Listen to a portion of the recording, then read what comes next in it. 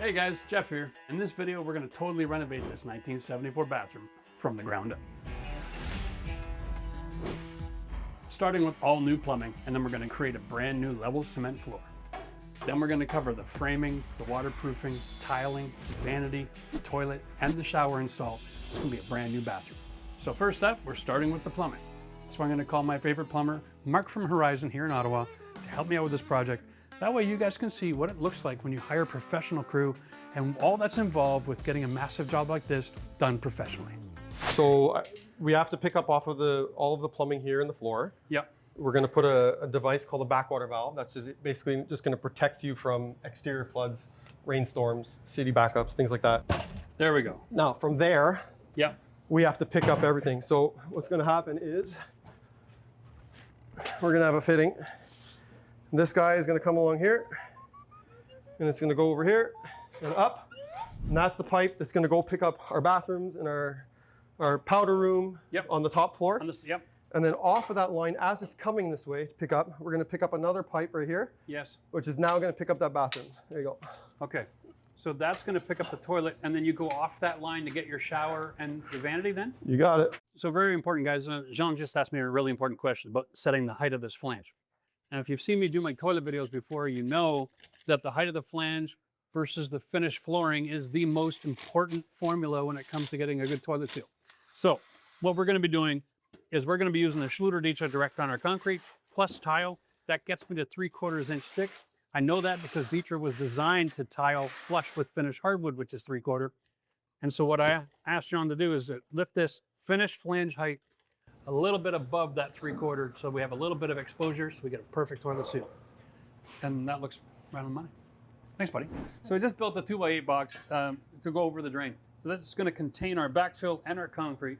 So then when it's finished and we're into actually building this bathroom, we have an idea that we have a drain, a 32-inch shower pan with usually these things are at the end within 6 or 8 inches, but what this does is it gives us a capacity to then change this out. So now that the concrete's been reinstated, it's time to level this slab. I'll be showing you some interesting techniques and some cool products along the way. Okay, I got my spikes, woohoo! Let's get to work. All right, so now we're gonna go take a look at the setup because we have a whole station dedicated to mixing, and you're gonna have to check this out. Matt is using a pail that has the measuring lines on it. Once he gets to the 6, he's going to pour it into his mixing pails so that the measuring pail never gets dirty. And then he can slide that pail underneath our DIY homemade dust extraction system. You're going to love this. That's 1.5 inch pipe and a couple of Street 90 fittings connected to our vacuum, which is outside the other room. Now that's our mixing blade. You buy that in the tile aisle at the Home Depot. Slow mixers are a perfect tool because you won't burn out your drill and they mix at the right rate. So he's doing his best to keep that blade buried nice and deep to eliminate pulling too much air into the mix. It's not a level floor if it's covered in air pockets. It's just a bubble floor. It looks like an aero bar. Just a quick little bit of information. When I ordered the 35 bags, I ordered it for delivery as well. And I went to the pro desk, not just the pro checkout. I went to the pro desk and I asked them if they have any discounts for bulk order. There's a lot of products at the Home Depot that if you order more than 10 of, you can get a discount. So they actually saved me almost $300 on the total order, which is equivalent to about 6 bags of this stuff. That's a good deal. Make sure you take advantage of bulk order pricing and go to the pro desk to check out. The secret here is once you've mixed it, get it dumped out as fast as possible before it sets up in the pail. 1 1/4, here we come.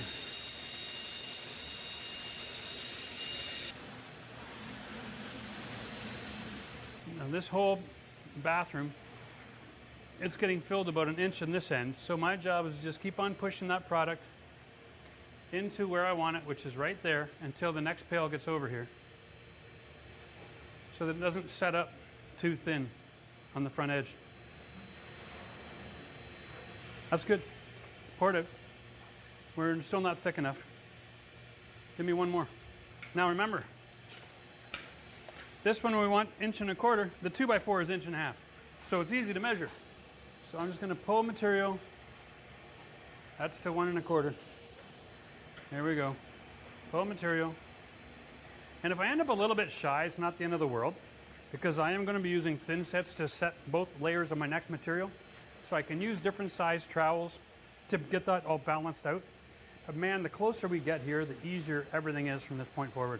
I'm thinking 2 more pails, believe it or not. Okay, 1 more pail.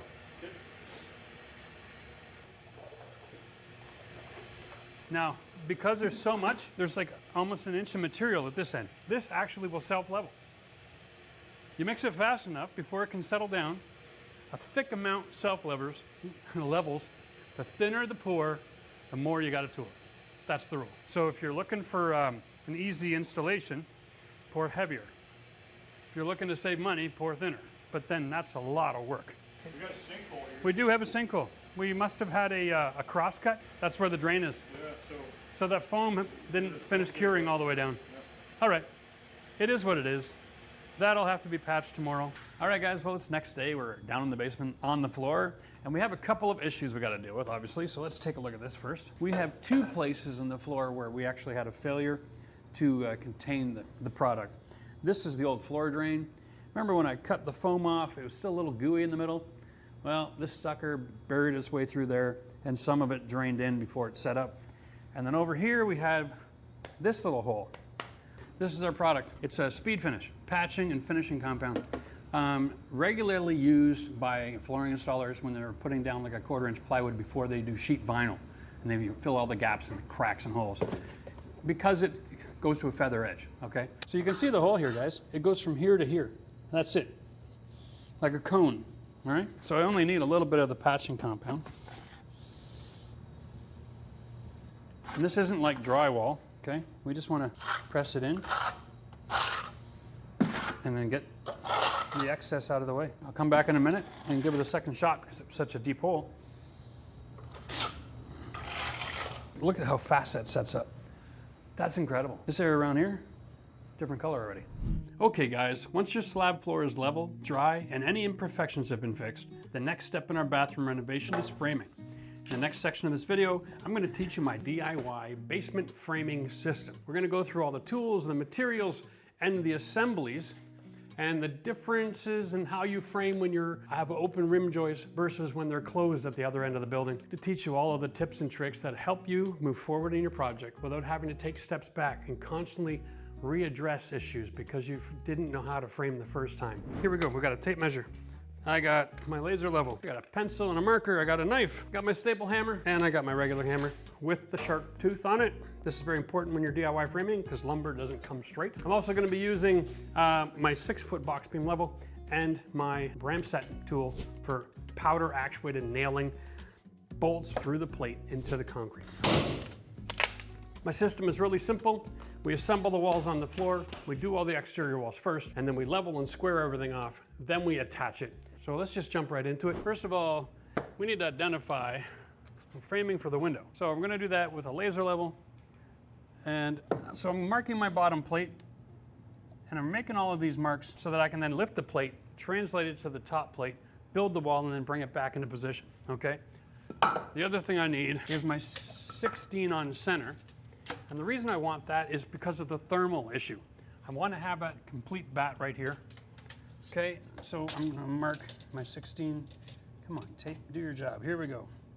16 inch. And then from that point, run the rest of these across here. Mark my 16s. All right, there we go. Remember, the end goal here is to have perfect thermal break in the wall. So we want to have every 16 all across the room. That's my location for this stud. Boom, boom, my location for this stud. And then I'm finishing up with a stud really near the edge of the shower. So that gives me a lot of surface there to attach my backer board.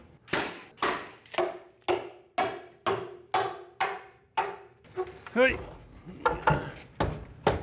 This is gonna be a shower, so what we want to do is set this wall perfectly level so that when we're done, we don't have to do any wet shimming with our shower boards. Might as well try to make this perfect. Nice and tight. And this one, actually it is perfect. Okay. All right. Good for you. Positive. Booyah. Okay. All right. Now we have a couple things to consider. We're going to be framing our 2 sidewalls. So we want to be able to consider where our shower valve is going to go. we're going to be able to consider that this is venting, and that's going to go up into that ceiling. I think we should throw a laser on that. Either way, I got almost 3 inches on the inside of this joist. And the pipe itself is what, a 2-inch pipe in OD? Yeah, okay, so we're good. So that means our venting will go up inside that chase and come across, and it can go to the rest of the house. We're good. Boom and boom. Knowing the construction process, because I don't need any electrical in a shower wall, and the bathroom is on a separate circuit anyway, and this side of the wall is going to be all wall-to-wall closets built-ins. So there's no plugs going along here. There's no reason for an electrician to have access to this cavity to run a wire. So if we add our insulation first with a couple of cross blocks, then we can then frame our wall, slide it right in, tie it together. Life is good. Brilliant. All right, go ahead, blow things up. When you're framing a round ductwork, just because it has the flexibility, your goal isn't to go tight to it, because metal transfers sound and so does wood. So if you make contact, all of a sudden, whoever's in here singing in the shower is going to be heard up in the living room across the house, right? That's not a good thing. So we're going to keep the wall strong, while at the same time, instead of framing to 79, we're going to frame to like 77 and leave room to stick some of our sound insulation in between the two materials, okay? Okay, that's all we're going to do. So I'm out of pink, doesn't matter. I had some rock sulfur on the project. Love to hear from you guys, if you're builders, what product you prefer. I'm a big fan of the pink just because this stuff is a real pain in the butt to work with when you're cutting it. All right, now this is my block, because when I build my wall, it's going to come over here like this. And I want to have somewhere to make that connection and not just on a funky angle. All right, I want it to be really, really solid. I'm going to be able to do something here at the bottom. Here we go. We're just going to build 2 boxes, one for each end. Because it's a bathroom, I'm going to actually be putting the Roxol Safe and Sound insulation in the wall. Maybe a little overkill because there's going to be a closet in front of it, but there we go.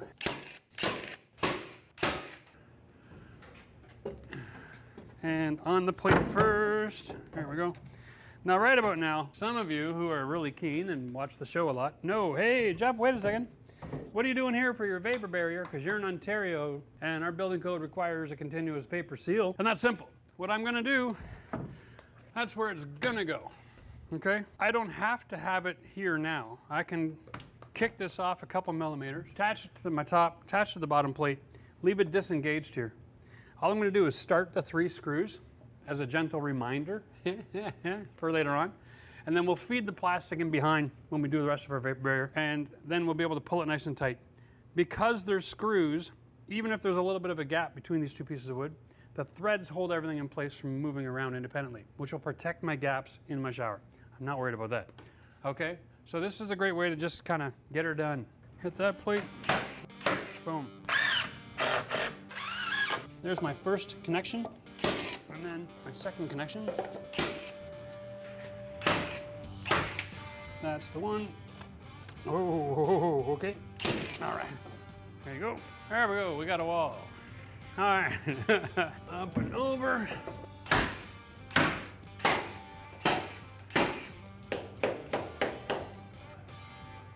Hey, that is sweet, eh? Let's double tap that sucker.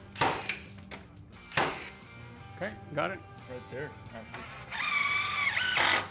Beautiful. Okay? Yeah. Nice.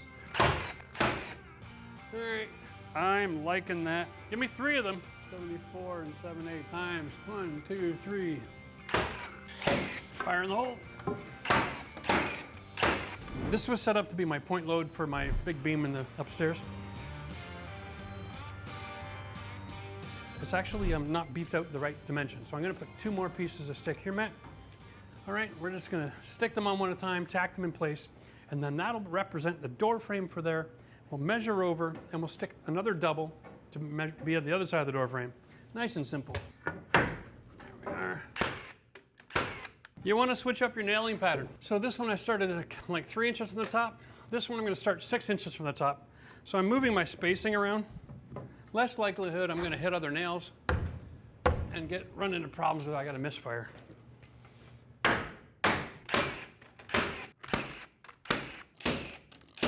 All we got to do is measure across for the whole of our door.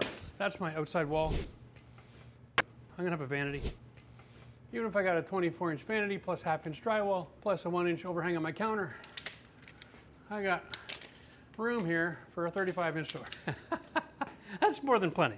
So let's, instead of going with a 28, let's go with a, I mean, we could do a 28, but it's got a window. We can leave the door open. We can get the light in here. Well, let's go to 30. Okay, so that's a 30-inch door. I'm going to frame a 32-inch hole because I want to leave room for the door jamb material plus a little bit of room in case I'm not perfectly level. Knowing the way I frame, I'll need the space. So let me just throw a little cross line on that.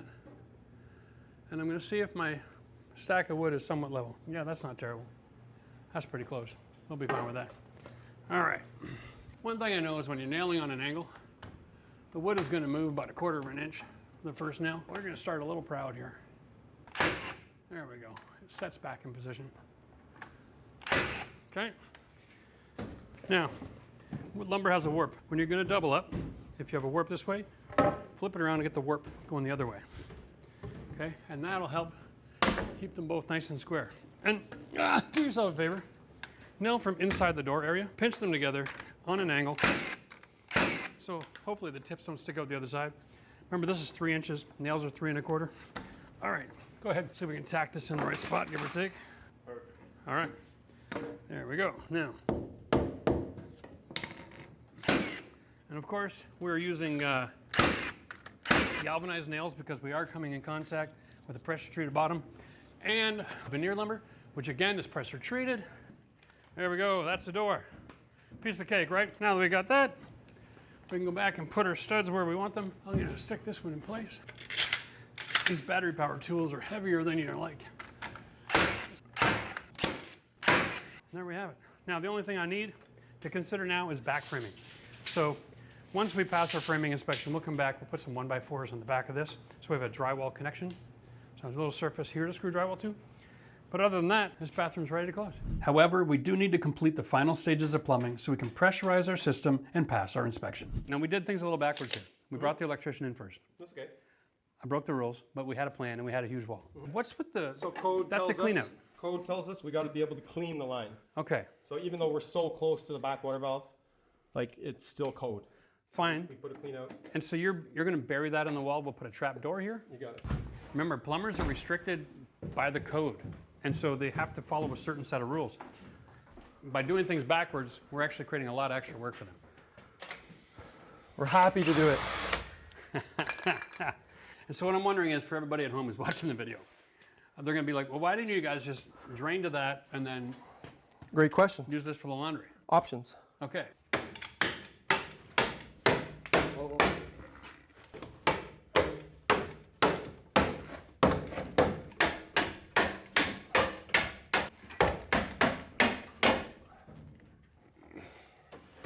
Okay, right there.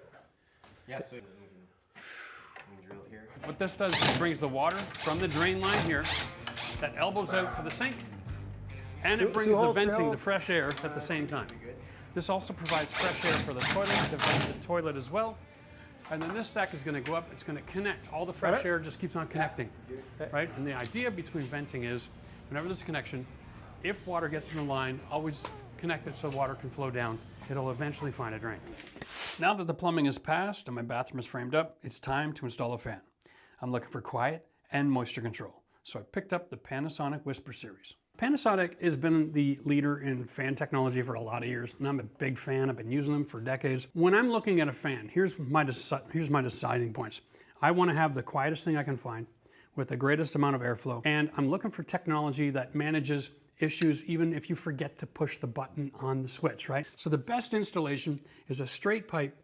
It's the largest pipe, all right, and it's the shortest run. What we have is, this is our electrical connection, all right? So the box is here. It's accessible from the outside through that screw. You punch this, you put in a grommet, you run your wire. So you want to wire this after you're done your install. It's nice and simple. We have a fan control here. You have an option. On this one, you can go 80 CFM or 110. Let's just go through the humidity settings. We have a minimum of 30 degrees, which is super dry, all right? That's dry enough to make your teeth fall out. And then we've got 80 degrees. And that's, or 80% humidity. That's way too much. At 60% humidity in a basement, you're gonna start getting things condensing, okay, on smooth surfaces, like ductwork or like windows, okay? That's at 60%. At 65, you're gonna start getting mold growing. So at 60%, that's perfect. And then the timer, your stink control, that's what this is, right? This is in minutes, and it's anywhere from 0 to 60. Like, that's one hell of a need for, if you set this for 60, go see a doctor, okay? I am gonna set this at 3 minutes, okay? And here's why. This is a small room, right? It's 9 by 6, it's 54 square feet, times, let's call it 8. 8 times 54 is less than 400. And if we're moving 110 cubic feet in a minute, then in 4 minutes, this entire air in here has been exchanged, which means, I don't care how nasty it was, at 4 minutes, it's all gone. It literally just slides in. Oh, one more thing I want to show you. This is a plastic housing.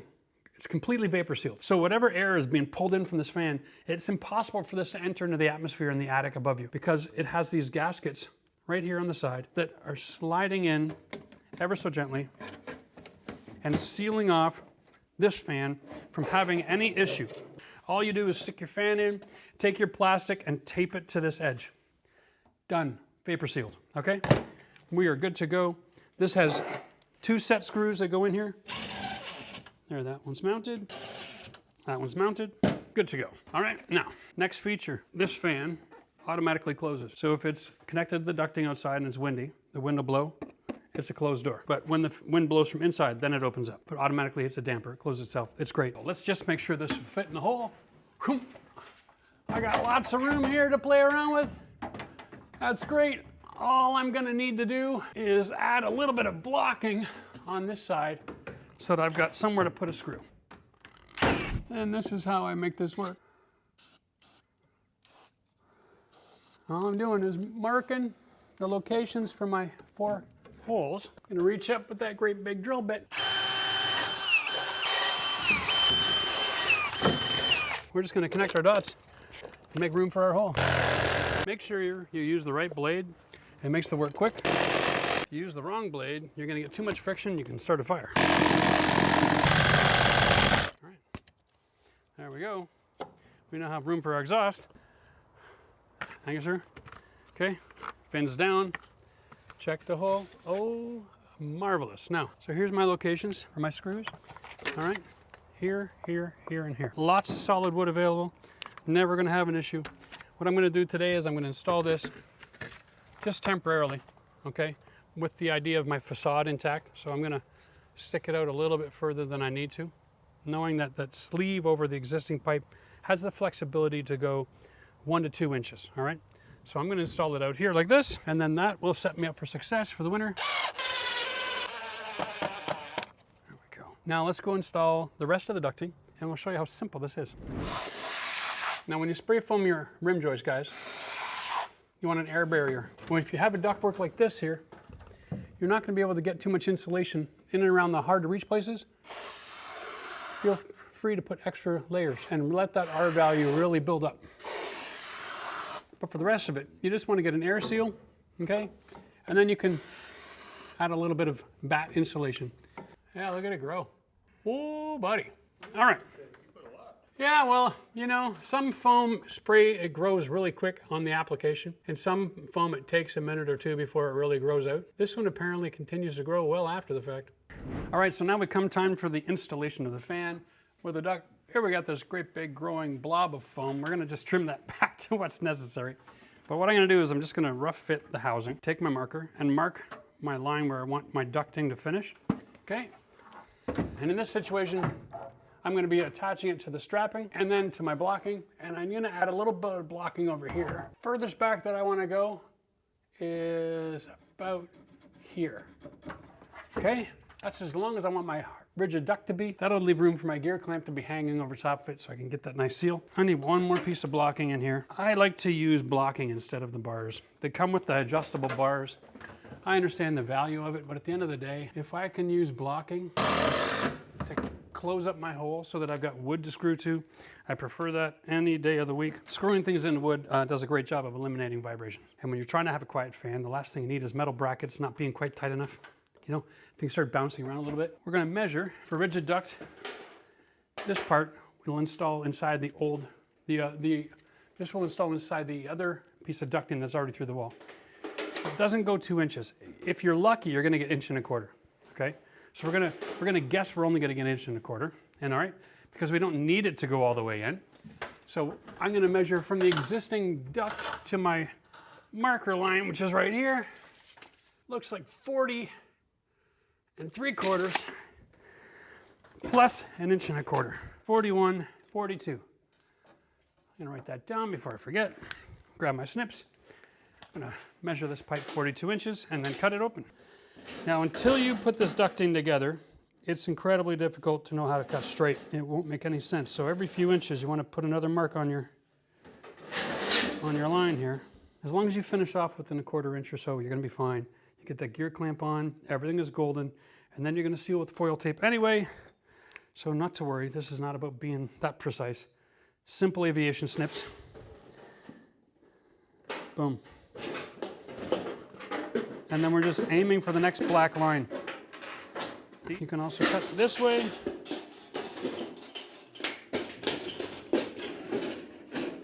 Here we go.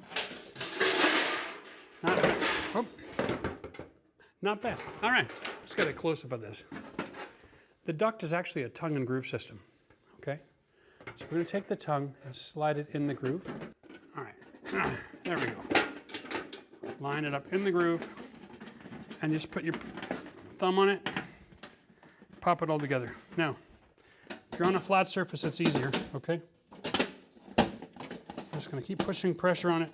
This hand I'm keeping it closed. This hand I'm just putting pressure on the tongue and groove. There we go. Just pops right together.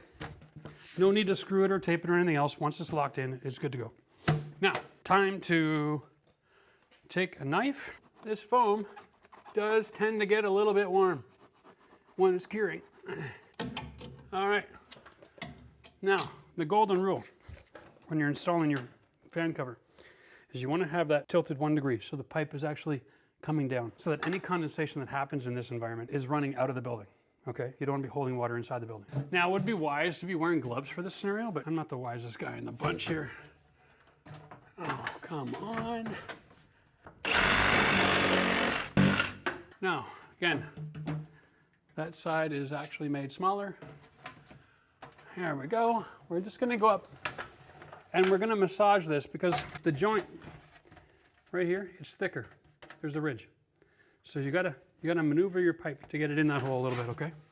Because the other pipe will have the same effect going on, and it may not be perfectly round, especially after shoving it through that hole and after engaging the spray foam.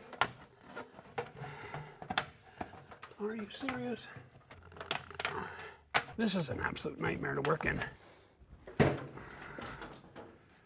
Okay, I'm going to show you. Matt found my crimpers. All right, here they are. I got 3 bars on one side, all right, and then 2 on the other. And then it works like this. It doesn't cut the metal, it just crimps it, all right? And so the way that it operates is like this. You throw it in, and this is a more efficient crimp than the one that comes from the factory. The factory crimp is like just barely enough to get the job done. This is a tool for anybody who's gonna mess around with your mechanical. All right? Yeah, no, that's crimped. Before we go dumb enough to stick it in the ceiling, we need a little bit of this. So what I'm gonna do is I'm gonna measure off 42 on the black plastic and leave this extra as extra, okay? There we go. There's my spot. This is one of these situations where precision isn't necessary, but having it longer than you need it can be very beneficial. It works really simple, okay? It literally slides over top of your ducting. Just hold it on both sides. Make sure that the insulation isn't being caught. A little bit of a wiggle.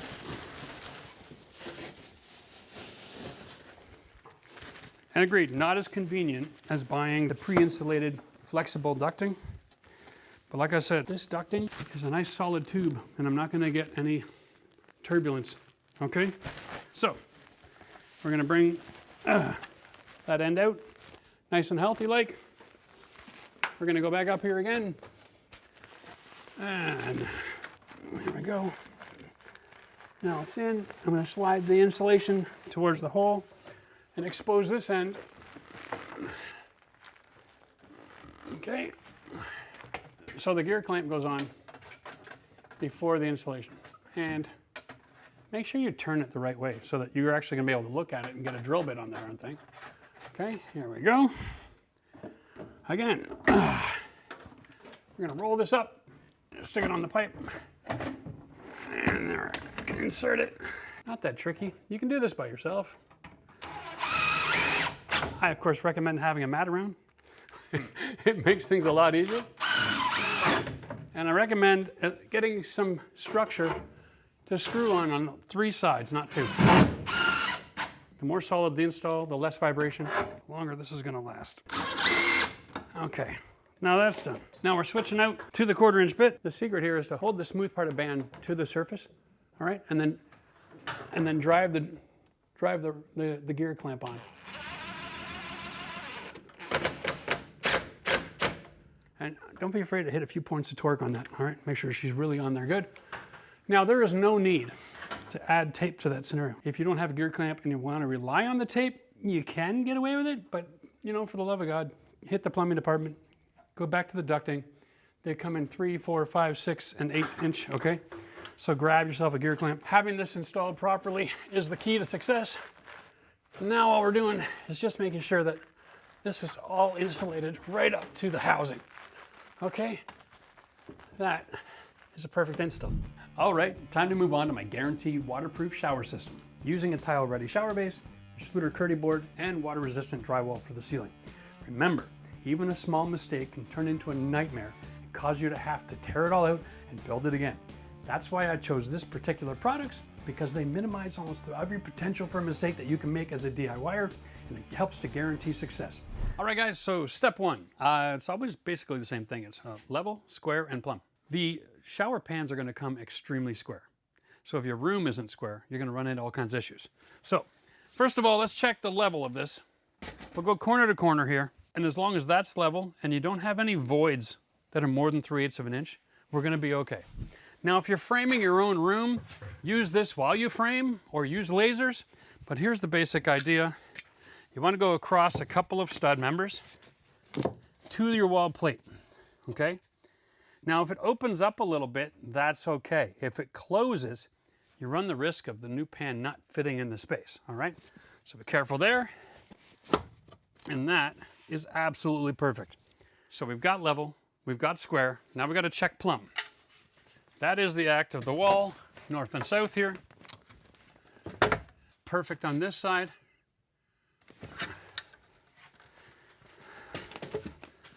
Not terrible, but not perfect.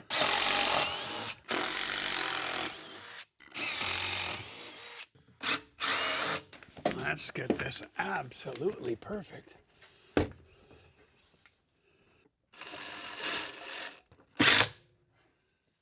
Wow, look at that.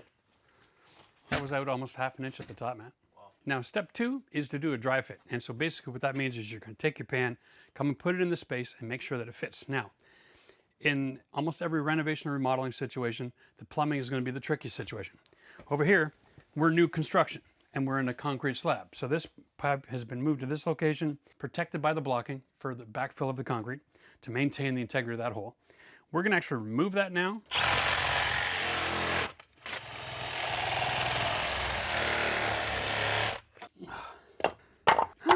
What I did is I bent the blade so I can reach into the hole and come across at the pipe.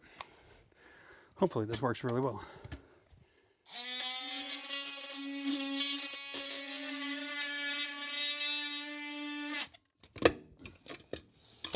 Close enough. All right. Next step of the install is this. Depending on your site conditions, all right? I'm on slab, so I don't have access underneath. If you have access underneath your floor, then what you're going to do is just put the pan in place and then do all your plumbing after the fact once your thin set has all hardened up. If you don't have access, then there's 2 kinds of install options. One is we're going to install the pan with our plumbing, and we have to have what we call a stub out, okay? It comes out of our drain. It needs to finish a 1/2 inch from the bottom of your floor. If you install the thin set according to directions, then the stub out is going to enter into the 2-inch drain to the right height to get a good seal. All right. So this is really critical. So it's just a matter of doing a dry fit. We're going to go and grab the pan now, do a dry fit with the location, make sure that we're good before we go adding all of our glue. All right, let's pull this out now. Okay, so now it's time to mix some thin set. And yes, you're correct. This is the wrong paddle. You should have something that's round, okay? This is for mixing drywall mud. But we just checked the garage, and that's all we got today, so we're gonna have to go with it.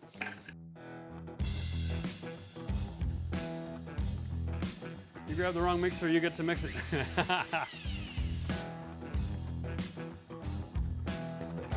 When I put this pan in, I'm not gonna be able to shake it left and right. I'm gonna maybe be able to go this way a little bit, so I'm gonna change the direction once I get it all spread out. Yeah, there's the directional. Now I can see my line in the hole in here, so I know where to connect all the dots. When you're plumbing, you always put solvent on the fitting and the pipe, okay? The goal here is to try to be quick because this particular product does allow me a little bit of mercy. Okay, we're gonna stick it in the hole, same location. Now, this product, this is a special solvent that transitions from ABS to the PVC.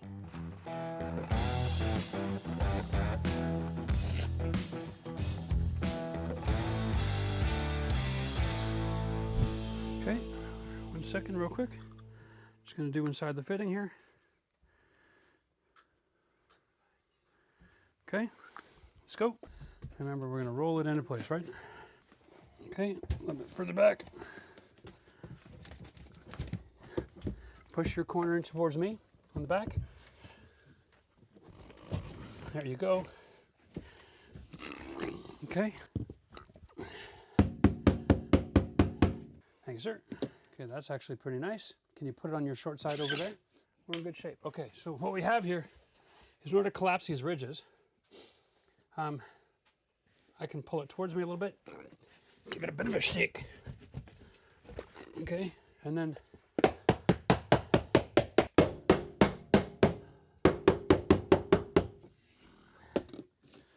that is about as close to perfection as you're going to want to get. Okay, remember, anything between these lines is great. Everything comes pre-sloped, so we're not going to have any problems. Now all we got to do is let that sit overnight. Okay, well, next day, solid as a rock here, guys. Like that is, wow, that's no foam board custom shower, okay? This is a brand new product called Ready Your Way. This is custom ordered, okay? So I take my measurements, drain location, whether I want the curb or just a walk-in. They manufacture it, ship it to you, and then all you gotta do is follow this video to do the installation, and you are guaranteed to have a shower that will never leak. Now, we're gonna go through the rest of the waterproofing system because it's a very important, aspect of it. But in my professional experience, 99% of all the leaks happen right here in this corner or right around whatever drain installation system is installed. With this, you have monolithic everything, okay? That eliminates almost every possibility of a problem. And listen, guys, if you're thinking about using a custom shower pan in your next project, Tile Ready is actually rolling out this brand new line with a flat bottom so that you don't have to use the mortar bed. It's just drop the thin set and go. We'll put a link in the video so that you guys can check that out and follow that link and order yours. Cheers. So for those of you who haven't seen this, the Curdy board, it is a foam board, okay? And it has the vapor barrier fleece on both sides. This is a stainless steel washer, stainless steel screws come in this kit, okay? Okay, now that is installed flush, but watch this. We're gonna go a couple more turns. Now we're gonna install it so it's dimpled. There we go, all right? All right, and just for you guys, if you put your trowel here, there's no contact, okay? You're not hitting it. That's what you want. But you want to have a screw every 16 inches, all right? That's really the whole gig. Now, this is Schluter's Curdy Fix. This is a sealant that is, in my opinion, the easiest way to understand it. We'll just call it 10 times better than silicone, okay? And I think that's like, I don't know, 20, 30 bucks a tube. I don't care, because it works. And when I got a guarantee and I got to spend a few bucks for a guarantee, it's worth it every single time. Here we go. We're going to just throw this thick bead, and we're going to go nice big dollop of goop. We're not in a hurry. I'm literally looking for something that's about 1/4 of an inch thick. Perfection takes patience. All right, now, has a cap. We'll put that on, save that for later. Let's get our board back, we'll get it installed. And we're gonna push against the wall and slide it right into that goop.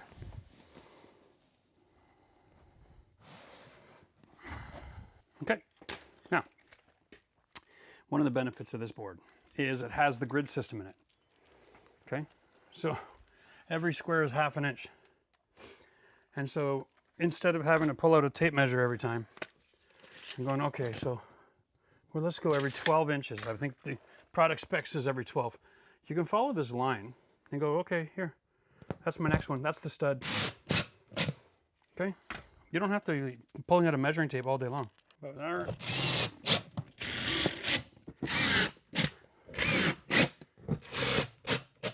The other thing you can do to speed things up, so it's got these teeth right here to set inside the membrane. All right, so you can just set it where you want it. Set it and forget it. Come back with a handful of screws and do all this in a minute. That speeds it up a lot. Well, that wall's on. Let's do the next one. We have a new window going in. So until then, I'm just going to trace out the glass location. All right, so we can have the daylight coming in here.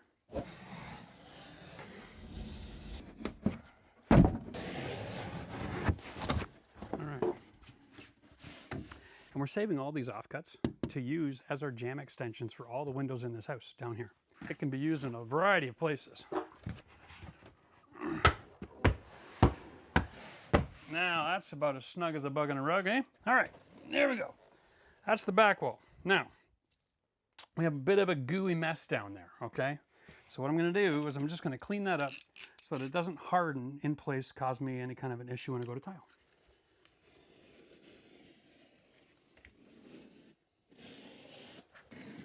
Now, I am warning you, this stuff is really gooey, okay? So when you do wipe it, get it in the garbage as fast as possible before you end up getting it on the floor or wearing it on your clothes.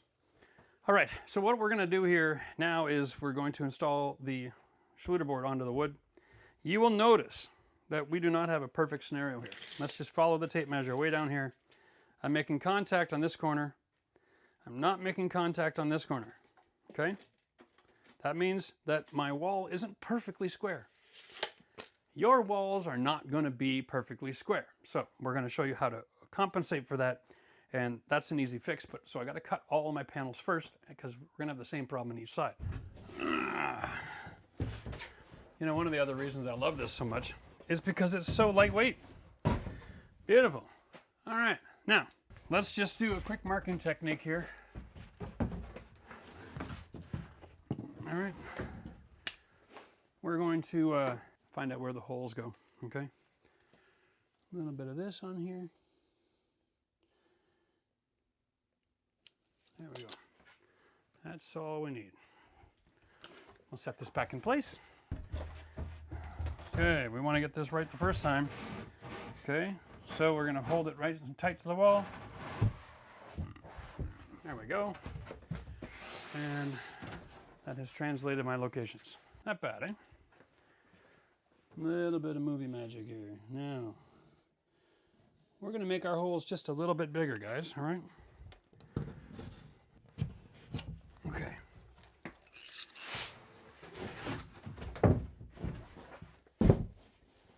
That's dry fit. Now we're going to dry fit the next two. So here's the concept. In the corner, we're fine. This is flat. But over here, I want this, but in actuality, I got that.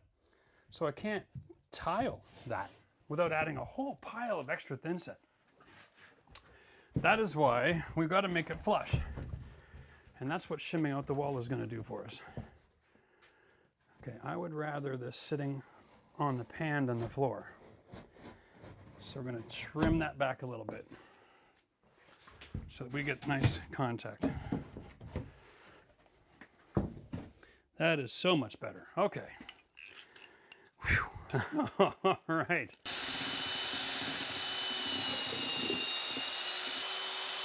I love the up the nose shot.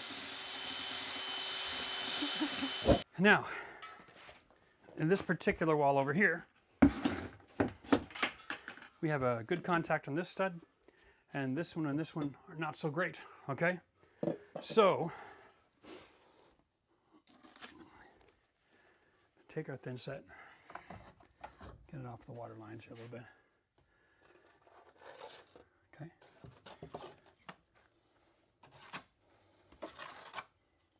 There we go. Yep, and it's going to be messy. Now, the thicker you make this, the less messy it'll be, but then the less working time you have on it as well, okay? Just remember, thin set has a working time, potable life. So the thicker you make it, the less potable life, okay? Now, I don't know how bad the scenario is all the way to the top. All I do know is that if I shim the whole stud, whatever situation's going on, I can fix it as I go. Now, to get into the corners, you're gonna wanna have a margin trowel. You're gonna wanna use the back side of it, okay? And just go like that.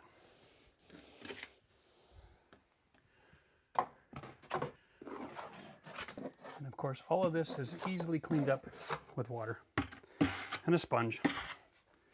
So no need to panic. All right.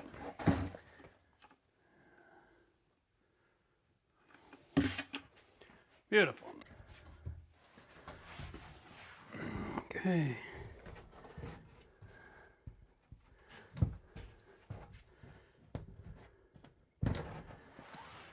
Lift, slide, drop. The way that the system works, it's really simple. We take our washer and our screw, and we're simply going to check for flush, which is perfect right now, okay? And that's my stud. I'm gonna come up here a little bit.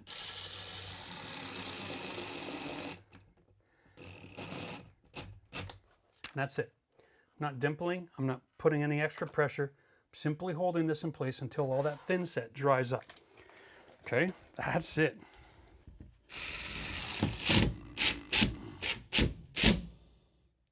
Good. All right. Beautiful. Now, for wet shimming. Oh, I got white stuff on me. Great. That'll be with me forever. That stuff never comes off. All righty. There we go. There we go. Now, I'm going to hold this to the wall. Okay.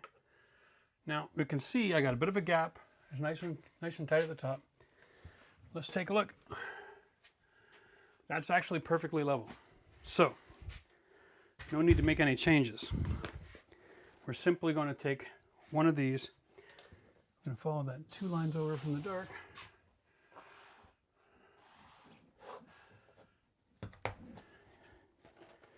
And then the middle. There we go. And I'm going to throw a few more screws without compressing it in all these areas. Just to make sure the depth of that wall doesn't change between now and tomorrow morning. There we go. That's wet shimmed. Okay? Now, just the presence of that thin set created enough of a build out that we're perfect now. The other side is going to be a little different because we have a plumb corner, and let's take a look at this. This one is slightly out, but still pretty plumb. So we want to bring our wall and then bend it back to our finish. Yep.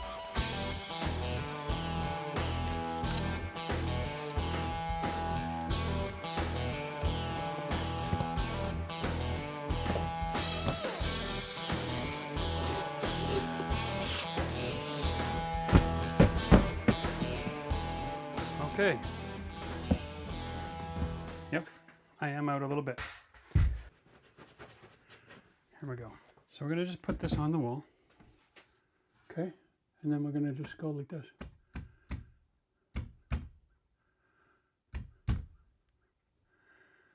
Till it's perfect.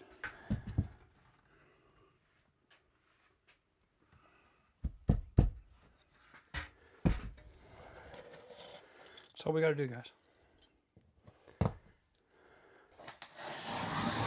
Well, there we go. That is another shower ready for installation. Almost. All right, guys, it's next day, and here we are. Wet shimming is dry, solid as a rock. Time to sink in our screws. Oh, a little aggressive. There we are. Matter of fact, while we're thinking about it, why don't we go to the other side of the ball and take a look at what it looks like from the backside, because it's not closed up yet. Here we go. This is rock hard thin set, all right? The beauty about this material, because it's the Schluter all set, is that it bonds to things that are plastic based and to wood, which is amazing. So this is how you make a wet shim.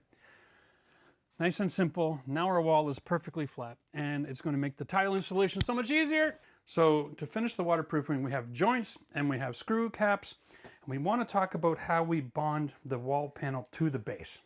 Now, undoubtedly, there's a lot of guys who are probably not going to be happy about what I'm going to do here, but I hate the whole idea of using Curdy tape, cutting it with scissors, mixing thin set, applying it to every single one of these screw holes. Okay? In my world, that's done. That is so much faster. I can be nice and liberal with it. There we go. Done. Yeah, I know, guys. This is actually something I learned when I took my Schluter course.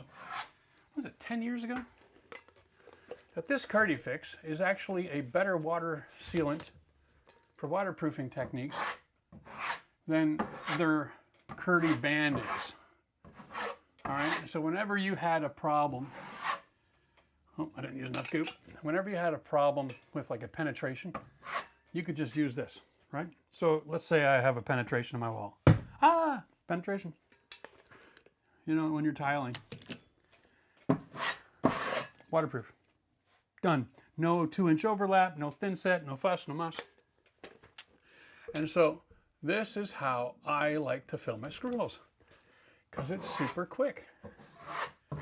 And I know it's waterproof. For this, we're going to take our thin set. Oh. Right away, I've already got a problem. All right, okay. We're going to apply it to both sides of the corner. Now here's our point where we're going to bridge. I'm going to go right to the base.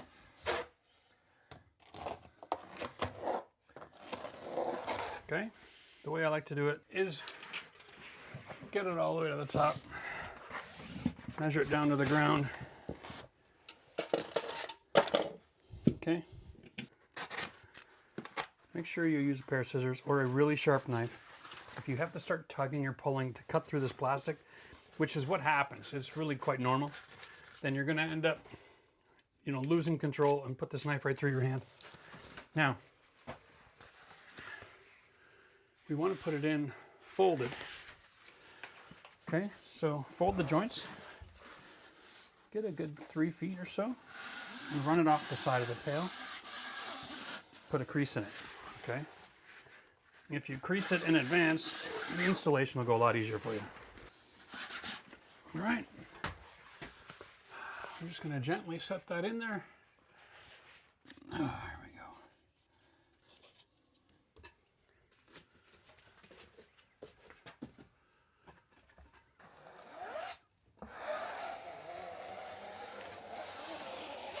So you got to always use a trowel to hold this stuff steady to get pressure in the corners.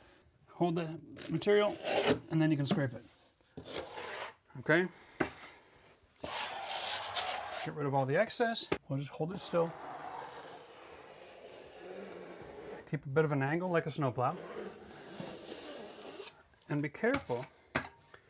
Don't put too much pressure in that corner if it's not pushed in all the way.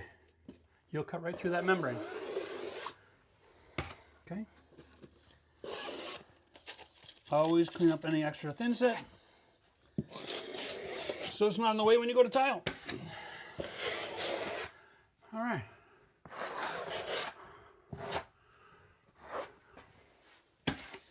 Yeah, and that is how you joint tape curtain membrane.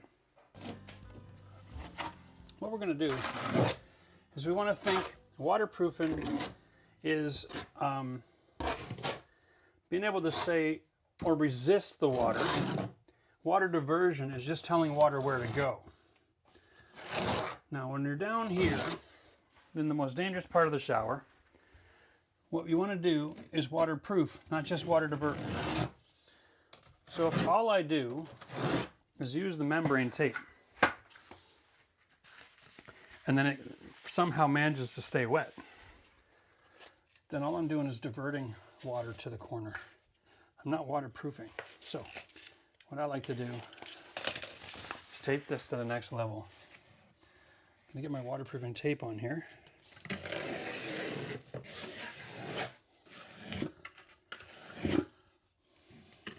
Always thinking about your tiling job. You don't want to have any bumps anywhere. Clean as you go. Now, there's 2 more steps to this for waterproofing this area. One process is the use of an outside corner. Now Schluter has manufactured inside and outside corners. In case you weren't aware, they come in packages of 2. This membrane is a little bit thicker. And what we need to do here is we want to put that on the corner, see? So it actually wraps the corner. There's no joint. All right? Now this is important. You're also going to see that this only comes to the edge of the curb. All right? So once I put this on, I'll take another piece of the cloth and I'll seam tape that. Let's just get this on first. The reason I want this part waterproofed is even though my wall can't be harmed with the presence of water, if I get water coming in behind the tile, and over here is not very likely, but we're just going to go through the process anyway, because if you're going to waterproof, just waterproof. Don't try to figure out where the water is going to come from. You don't know everybody's showering habits, right? Here we go. So put this together, we'll press that corner in. And then it's up to us to figure out how deep they're to cut. All right.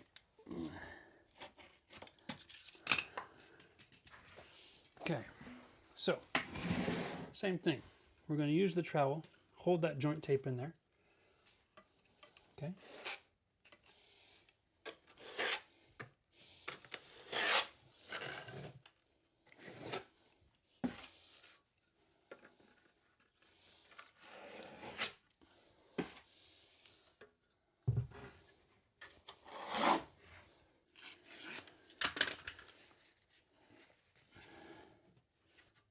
There we go. This is pretty much the point where everybody in my business stops, okay? They're following the Schluter protocol. We have our 2-inch overlaps. We've got all of our gaps are covered. We've got all of our joints covered. At this point, any water that falls in behind this tile, if it hits here, it can go left or right. So it either goes in the shower to the drain, which is not very likely because I believe this curb has got a small angle, but if it goes to this way, it's going to come out here into my concrete. Now for you folks at home, if you're putting this on OSB, this is the point where once this is all dried up, you can actually come back and you can curtain membrane to your OSB from your wall and your shower pan and make sure that everything is perfectly watertight. And you can actually paint your OSB with a waterproofing membrane. If you find that there's going to be value there, it just gives you a little bit more protection. Remember, when you're on wood, the longer you can keep the water from getting to the wood, the more likelihood that that water will dry into the atmosphere. Because once it gets to the floor, The floor's got thin set, floor's got grout, and then there's exposure to air, and water will always travel where it's dry. So if you have a membrane on your OSB, you give the opportunity for that to dry out. Now, the last step, and this is what I don't see too many people doing. It's making sure that the gap between the pan and the wall is not just a water diversion system, because right here is where water can get through.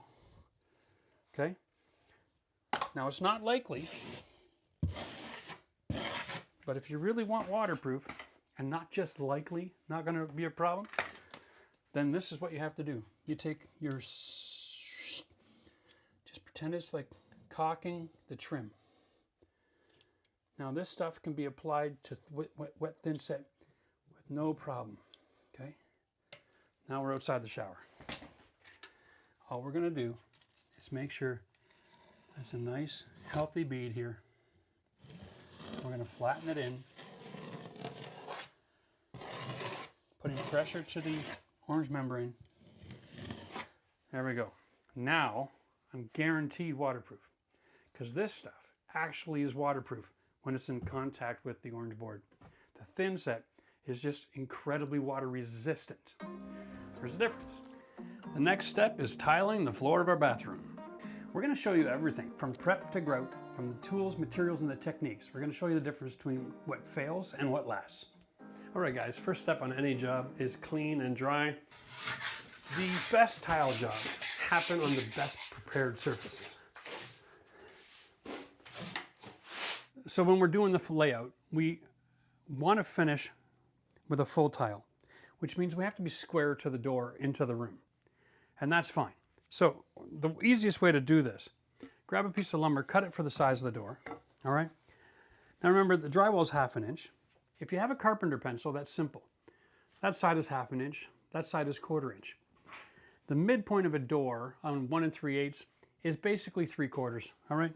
So what we can do is we just take the 1/4 inch of that pencil, line it up there, there's my mark. All right, come over here, 1/4 inch pencil off the door frame. There we go, okay? Now that piece of wood is where my finished sluter edge should be, okay? Now I bring my square over to it.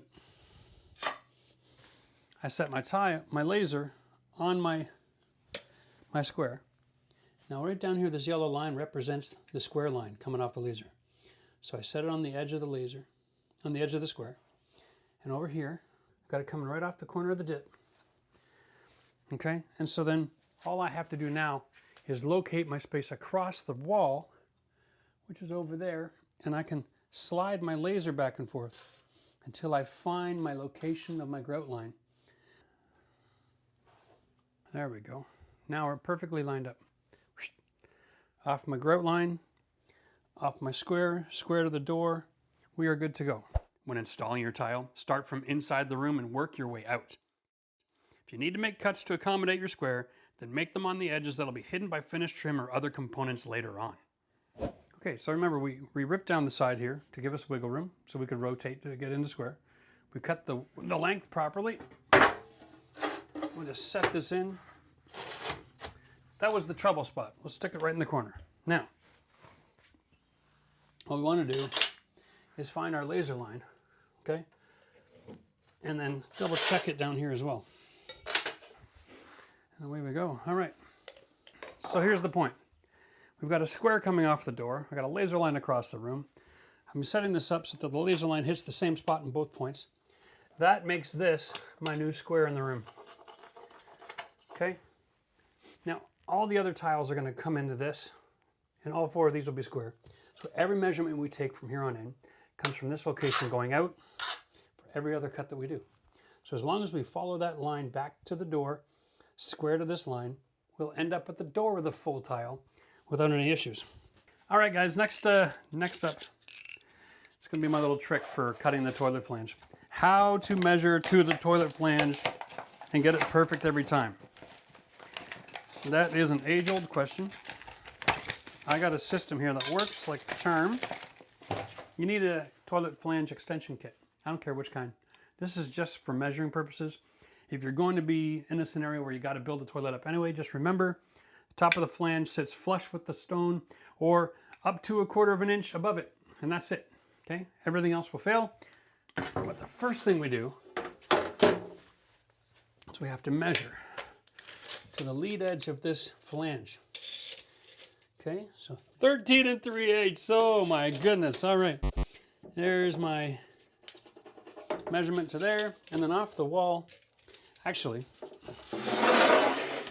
I should be measuring from my tile. It's the only thing that's going to be square and relative. 19 3/4. Okay. And what I'm doing is I'm guessing where the middle of that ring is.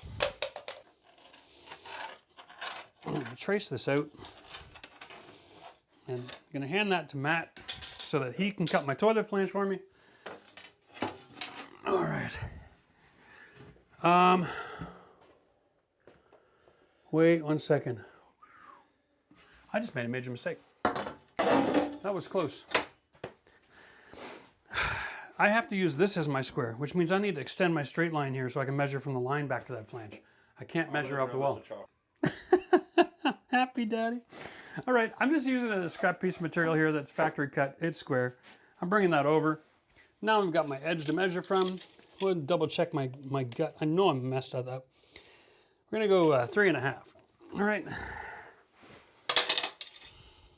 Yeah, I am out 1/2 inch because I saw that coming. All right, here we go, 3.5. Okay, let's get rid of the old one. There we go. New circle. And that should fit like a glove. Whew, okay.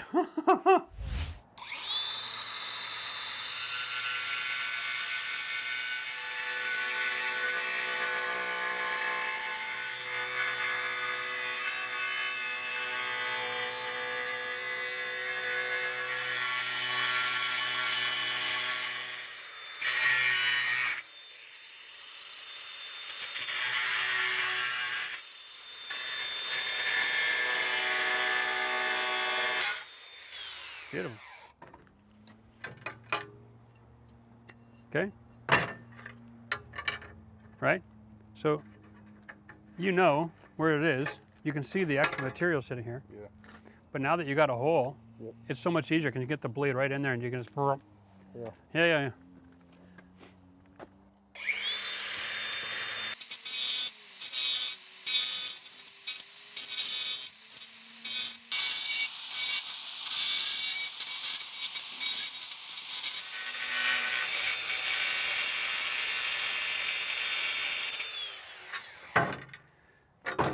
Oh yeah, it fell in so easy. I like that. Cool. Well played. All right. So let's just go through this, guys. We're using Schluter all set thin set. I recommend this for every homeowner, any application, all the time, no matter what you're doing. It's going to bond in modified and non-modified situations and combinations thereof.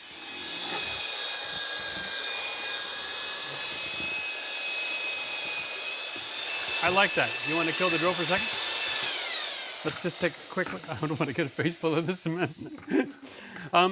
Here's the deal. You just take a finger and you do a drag test, okay? And it should collapse on itself. Now it's holding a little bit of a ridge if I go shallow, which is nice, okay? But we're using 1/2 by 1/2, and so it should collapse behind your finger. That's the right thickness. Okay, well, here we go. Tile membrane time. I got a cheat for your membrane, and that's this. Take your temporary tile flange, stick it on top of that hole, screw it down. There we go. I'm gonna find the ABS underneath this, not just the cement. All right. Break off already, okay. So here we go. Uncoupling membrane, all right? We have a fleece on the back side, a dimple on the front side. And if you're in an application where you're on OSB, 16-inch on center, 2x10 construction, you put this right on your OSB. Now you've satisfied your building code, you've satisfied your structure, and you're gonna have a subfloor system that isn't gonna crack for your tile. Okay, so this is an underlayment system that's guaranteed to work. There we go. You just roll it out and measure it off by folding it there, and then you cut the line. Okay, there we go. There we go. Now, there's my underlayment. Okay, now the reason I added that flange is because now I've got a ridge. Okay, so I can take the back of my knife. Okay, and I can identify where the ridge is. Okay, see this? Now I got a general outline. I can just take my knife and cut my general outline. And that is why I put the flange there. Because you don't have to be perfect, you just got to be close. And that's close enough. Okay, now we're done. That's a great trick. Not bad, eh? Now, take a moment, put a couple of pencil marks on your floor. Okay, and then, like here too. There's my center line, okay? Now all I do is roll this up like the Dead Sea Scrolls. Put it out of the way. Get my thin set, and I'm gonna put the thin set on the ground. We're gonna press that in. We'll show you how easy it is. Okay, so cut it with your knife. All right. We're looking for even distribution, not just smearing this around and making a bunch of mess. Okay. There we go. The secret is the angle that you hold this at. Keep it consistent around the room. All right, and then everything you do will be the same thickness. Okay, comb it out. Okay, now,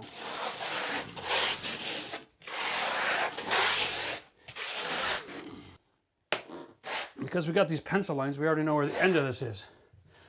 And if you don't want to be getting filthy dirty at your job, that's how we do it. Okay, and then you take all this extra material up. It's not necessary to have all that material on the floor.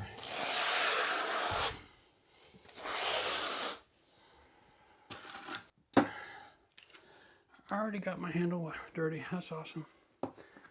Brand new tool.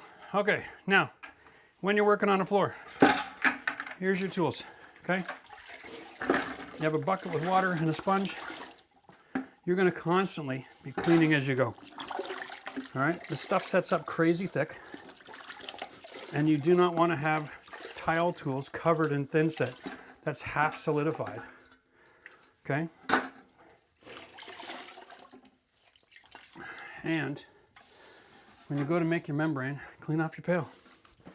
If you're wondering, hey Jeff, you didn't wet the concrete. I'm like, correct, but I'm using Schluter All Set, which means that it's good for every application in every environment. Wet or dry, waterproofed or not, I don't need wet concrete.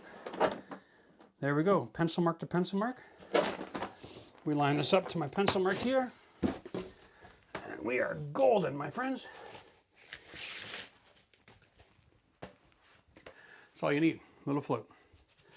This one, you just, one hand, okay? Use it quarter by quarter. One hand, you set that down. There you go. Now that's an incredible bond on your subfloor. That's an incredible bond. There we go. You double check that you got really good bond on that, and then you set it back in again. Okay?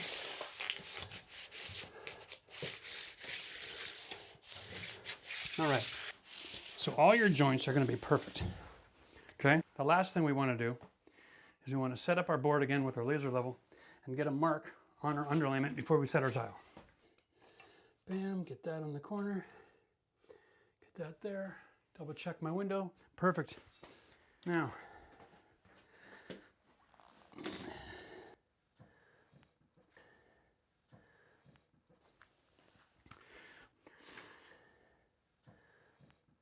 Let's get some thin set out here.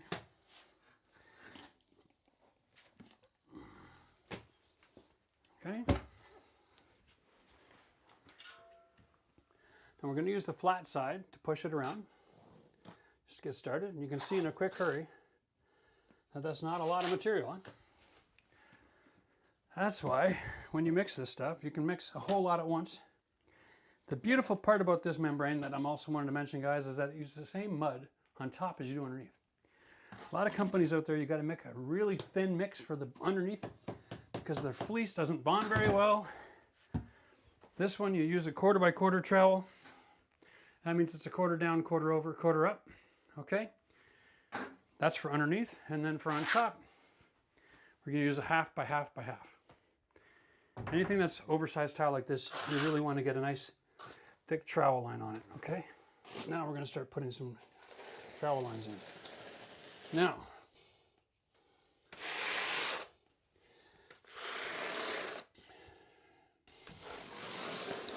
all right, now I got to find my marker. There it is. Next thing we want to do with this monster tile is put a thin layer of the back butter on. And all we're going to do is throw a thin layer of this material over the entire stone to guarantee that the stone is bonded to the thin set underneath. Otherwise, you do run the risk of making a mistake here. Now, because we're using rectified porcelain, we're going to come into position now. And we're going to slide it, and that collapses the ridges. Now, there's my line. Bam, there it is. Okay. Now we're going to push back, collapse those ridges, find that line again. There we go. Okay. Now, before we get too excited, I want to get a couple of these clips in. These are the Lash 360s. They're okay. It's a circle. Goes under both these tiles. So before I collapse the ridges, I want to give this tile a bit of a pop up here. Get that clip in that end. And get that clip underneath this end. There we go. Okay. Now, collapse these ridges. I am super happy with that. Well done. Okay. Now we can show you what a good tile installation looks like. We are flush across the top. This line is perfect. Okay. We're good over here. We're using 1/16 grout. And this is where everybody makes a mistake. They go and grab these clips now. They're going to come over and they're going to spin this down. Okay, and they're going to level off their stone. That's nice. And then what happens? Tomorrow you come back and you take this off when it's all dried and you go, wow, I tried to kick this off, but it broke and it's sticking out. The #1 mistake by homeowners is that. Now, the solution to this, believe it or not, oh, here it is a #1 pencil. Okay, you buy them in the box that come pre-sharpened. Here you go. Go down there next to this and you clean your grout line of all your thin set. All right. #1 pencil is the perfect 1/16 grout cleaner, grout line cleaner. Okay. You get rid of all of that extra material. Now your clips will come out no problem. And because it's pencil, wood, and graphite, there is no metal there to cause any chipping or to your glaze on your surface.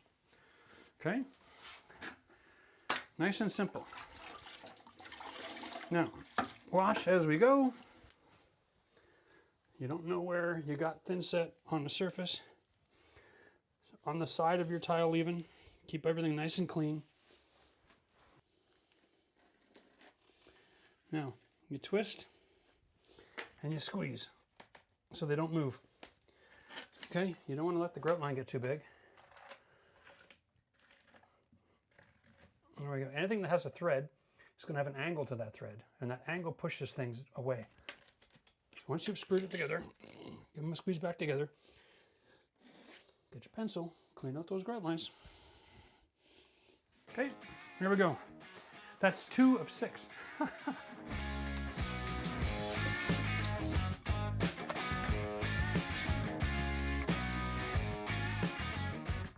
Because it's a crack isolation membrane as well, and I'm on concrete, if a crack comes through the concrete, right, and there is no membrane, it'll translate right into the tile. But if a crack comes across this room and passes where this is, this area right there, and there is nothing to bond these two pieces together, then the crack can also come through the tile.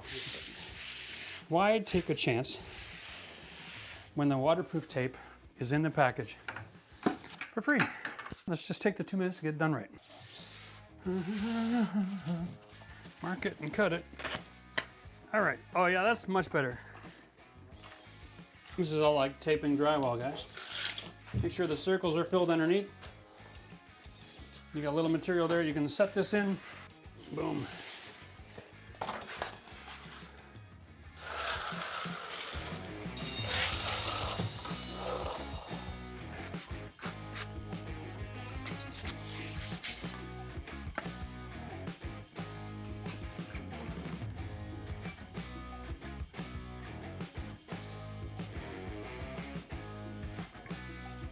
Then I got to try to find a way to get my camera guy out of the bathroom.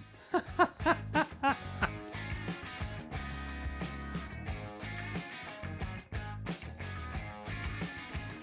the right side out the door going to be an issue? Is it what? Right side out the door, Frank? Oh, fark. Very, very key. Be patient. Try to get your fitting as tight as you can around the door. All right. So no doubt a bunch of you are in the comment section right now and you're going, Matty screwed up a cut. No, he did not. I screwed up the measurement. Let's go take a look. Here's the evidence. That's my wax mark. That's on me. And here's my information that I translated. So it's 22 3/8 from that edge to this cut line. But then instead of measuring, see, I made a mistake. I wrote down 22.5 for my measurement from here to here. But the truth is, I should have gone with a 24.5. Well, I don't know if I read the tape wrong or what I was thinking, but that should be a 4. That's what happens, ladies and gentlemen. You get near the end of the day. We're moving on 3:30 now. And you get stupid. That's just all there is to it. One of the reasons why when I'm on a job site, I don't do plumbing after lunch. I just find myself too stupid to do something I don't do all the time. Anyway, the solution for this is really simple. One, we remove the tile. We cut a new one. But because these things are huge and expensive, I'm going to wash it up and hopefully salvage some of this for work in the shower later. That is what a really good bond looks like.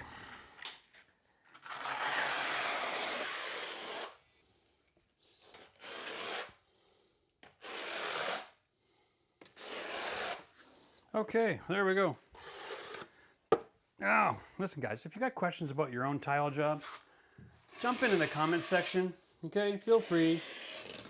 Let me know. I love to read the comments for the first week of any video that comes out. Try to stay up to speed with what's going on out there. All right. Last tile, last time. Okay, use a forearm with your fingers for offloading that pressure. There we go. This is why we always cut a little bit short against the wall. Give yourself room to use your fingers up against the edges here. There we go.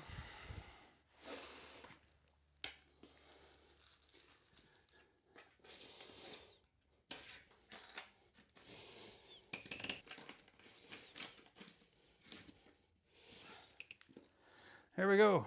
Tiles in. Let's get our camera guy out. Last thing we have to do is get our Schluter edge installed underneath at the door. Lean out, Get that on there. Okay. All right. Walk the plank. Walk the plank, Joe. I want to check out the dismount. Nicely done, buddy. All right, guys. Last step is door trim. We're using Schluter L, and that's just to cap it off and give it a decorative look. I'm going to go with 31.5, probably 31.25. Remember, we're putting door jambs on each side. There's probably a little gap, blah, blah, blah. So this is a little square for tile from QEP. Not a bad little gizmo, right? It's got a groove in it, so you can set your Schluter trim inside it. And now it's holding it for the saw. So you can do your miter cuts and have it in there square. It's going to work out really well for us down the road. But for today, we just want a square cut. And I'm going to demonstrate how much safer this is than putting your hand in there.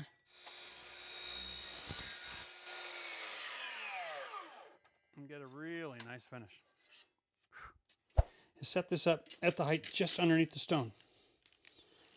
And we're going to slide it in. Nice and tall. Okay. Then I'm going to take a little bit more of this thin set and apply some structure for underneath it. Because this is very site specific kind of a situation. But I'm going to show you all my tricks. Why the heck not? All right. There we go. So adding structure is you don't want your trim in contact with your tile. This should be grouted as well. Okay? So we're going to take our pencil. We're going to create a grout line by jamming that in there. Cleans it at the same time.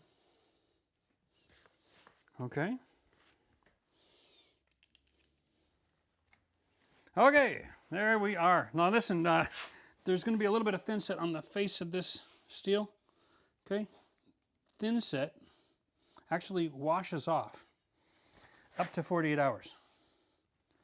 Okay, so it'll be bonded and it'll be hard, and you'll still be able to wash that off. All right, guys, let me just show you my grout setup real quick. Grout float, I love the rubber floats. And then I grabbed this little mixer right here for mixing my grout. So this is great. If you're gonna mix more than 10 pounds of grout, get a bigger mixing paddle. You'll find it on the shelf as an option in the tile department at your local building store. So I'm gonna mix in here. I've got 2 pails of water, about half full, all right? And they each have their own sponge. Because cleaning is the most important part about grouting. If you don't have clean water and a clean sponge, you end up just leaving haze everywhere. Okay, now, here we go. 10-pound bag, I need a handful. And I know you could just mix a handful and save the rest for the wall, right? But here's the deal. This in here is not a solution, it's a mixture. So there's a lot of different components sitting in that bag that need to be mixed together with the water at the same time to get the color you want. So if you are like me and you like to have consistent uniform color, then what you're gonna do is add a little bit of water to your pail. Okay, not much. Like I'm using a ½ inch of water. That's it. I'm gonna pour the whole bag into the water. You must pour it into the water or you are going to get dry clumps around the outside. Okay. We're gonna mix slowly.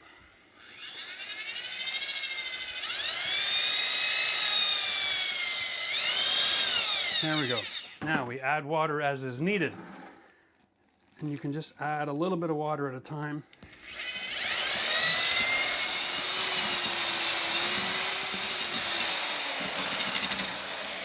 Okay, that's it, all right?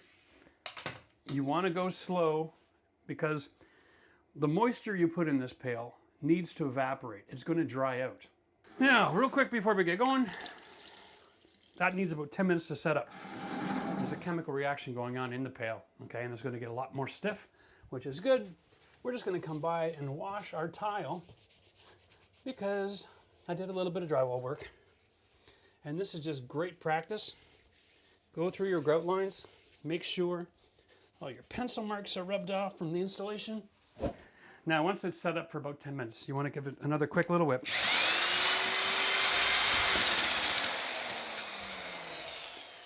Okay, now the secret to grout is the more you touch it, the looser it gets.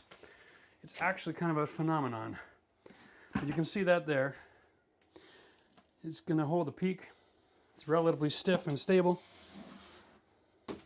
That's about all I need for the entire room. We aren't going to grout between the tile and the shower, okay? That's not necessary. We are going to go on a 45-degree angle, both this way and this way, to force that grout into the joint.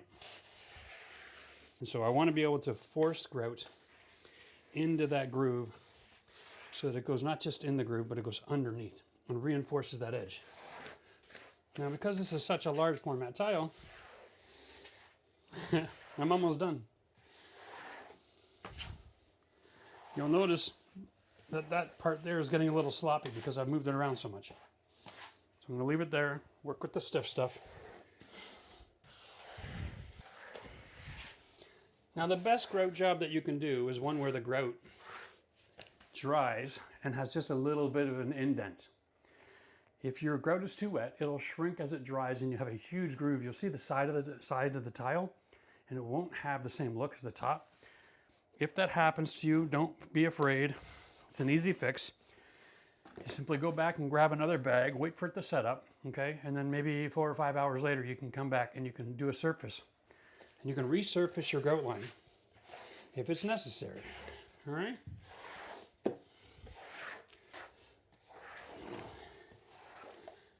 All right.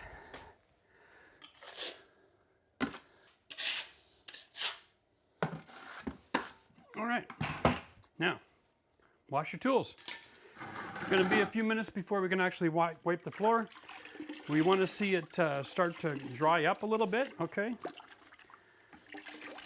It is what it is, guys. There we go. That's dry. Okay, you squeeze all the extra grout out of your sponge. Bring out your sponge. You set it, and you slide with a little bit of pressure on a 45-degree angle across your grout joint. You flip it over, see how dirty it is, and you do the next space over. That's it, and leave it alone. Then let it set up. We got to be very careful. You got to be cognizant of your knees and your feet now, okay? Don't put your knees or your toes in the grout line. So I'm going to start further away and work my way back to myself now. That's it. And eventually, oh, we got one here. Good. We're going to get an air bubble. That just means there was moisture trapped in there when we were grouting. Okay, not a big deal. We'll fix that in just a second. This is why we keep the pail handy with the grout in it.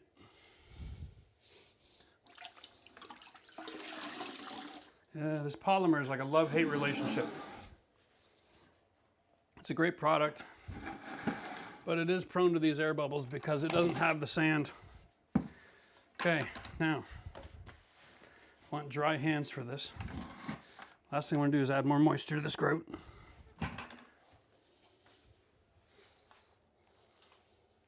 Okay.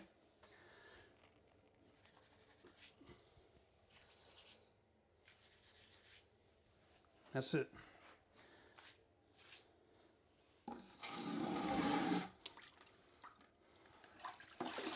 Now I'm going to give those patches about 10 minutes to set up before I wipe them again.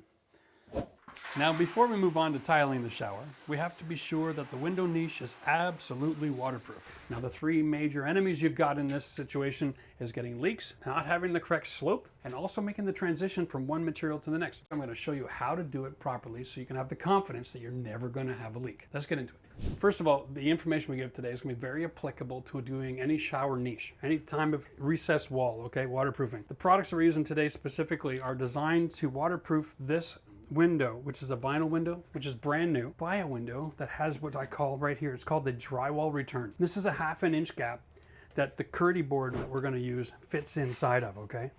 And this becomes something that we can add sealant to, put our curdy board in, and then we can seal on top of it, and then add tile and then seal on top of it. It's a sandwich that gives you that waterproofing. So we're going to measure up to the gap. It is 12 1/4. We are going to cut our board 12 1/2 because the gap itself is 1/4 inch deep, okay? So 12 1/2 here. We should be consistent all the way around because we put the window in pretty level. At the top, it's 12 1/4. And over here, it'll be 12 1/4. And I'm going to start here. And what I'm going to do is estimate the size of my panel. I'll just cut it the size of the hole first. 32 inches, let's go that way. We have this little nook here, okay? What we're going to want to do is cut that one out. Just right here like this. Get that out of the way. And then we got to do the same thing basically up here. Get a knife in there. There we go. Okay. Now, the reason we have to put the sides in first is because we're going to put a slope on the bottom. The slope for the bottom, you can actually do it mistake in two different directions. You can put too much slope or not enough. Now, I am going to take this little leftover material and we're going to use it for the purpose of creating our slope. Here's the thing about these windows. This window was designed with a 1/4 inch rise from the bottom of the window to this ledge, okay? And in this particular case, we're almost exactly 12 inches. So a 1 degree slope is what we're going for. Now 1 degree slope is a 1/4 inch over 1 foot. When you buy a package of shims, they're about 12 inches long and a 1/4 inch thick at the one end, going down to 0. Wait a minute, Jeff, you mean all I gotta do is put a shim in there and I've got the right slope? Yep, 2 shims. And then my slope. And then I got the ramp there, and my ramp there. Good. Okay, the panel itself. It's a pretty rigid board, okay? And remember, we're not going to be putting any weight on this of any significance until after the tile is on. Once the tile goes on here and it's bonded together, this isn't going anywhere. Be more than sufficient to stand on. So now we got to talk about how do we seal this to the window. This is where a lot of people fail because over time, if you get any kind of damage at all during your install or your sealant, if your silicone breaks later, water can get underneath between the vinyl and this waterproof membrane, travel around and then start dripping, okay? So that's where the CurdyFix comes in. Perfect. This doesn't need to be punctured, so that's good. We'll just stick it all in there. Now, what we're going to do is apply a bead right to the very back wall, okay, and force our panel to push it out of the way. I'm getting about 1/8 inch of sealant. I'm on an angle, pushing, like pulling away from my application for a reason, so that I'm not grooving it out. If I was pushing while I squeezed it, I'd be just dragging it all out of the hole. By being on an angle, I can leave it behind. Nice, thick 1/8 inch bead, sorry. And finish that off nice and thick. Beautiful. Get our shims back in place. We can set it on here. Slide it right in. Boom. Now that is perfect, okay? We have mechanical fasteners as well as the sealant. Now these screws are very generous. So we actually can go right through the shim into the 2x4 underneath. Okay, and that'll hold everything in place.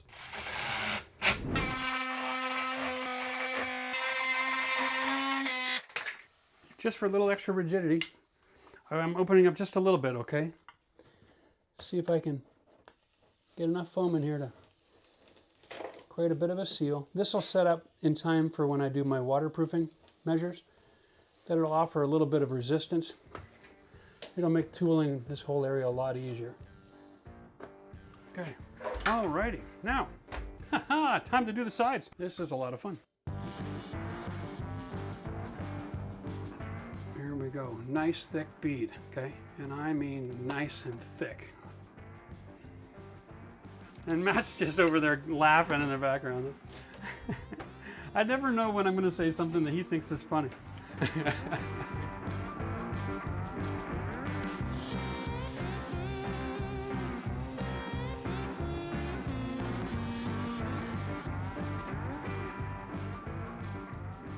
And remember this rule, guys, when you're doing your bathroom, waterproofing should be waterproof before you add the tile. Anything we do with tile is cosmetic. You should not be relying on tile and a little bit of silicone at the end of the project to make something waterproof. It should be waterproof before you start tiling.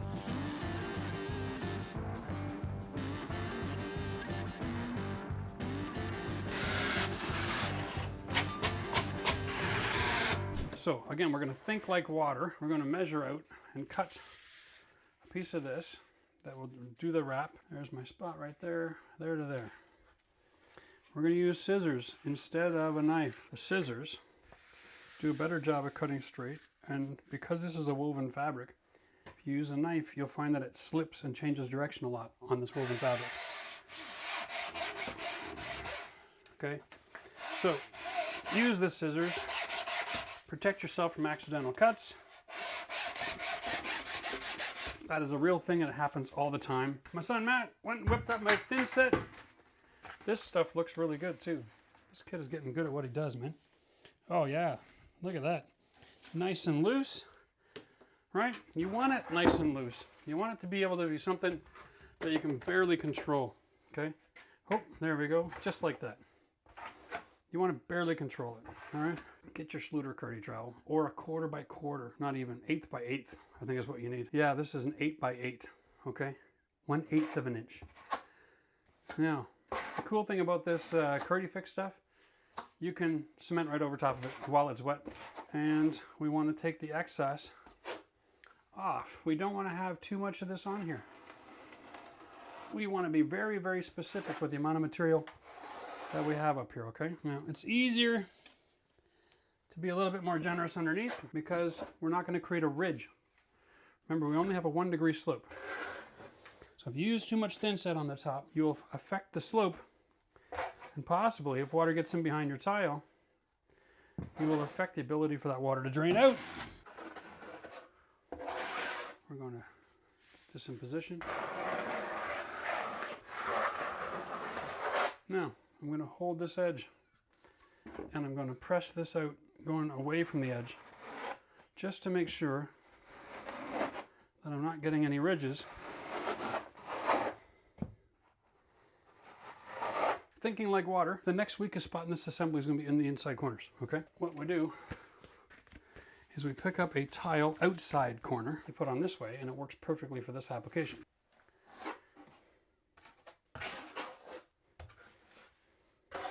Now, we're going to just set this corner first, okay? It's kind of like roofing here now. You want to really apply all of the wisdom that goes into water diversion. We want to get that pressed in nice and tight. I'm going to press away from that corner. And then we'll come at it on a 45 and just clean it up from there.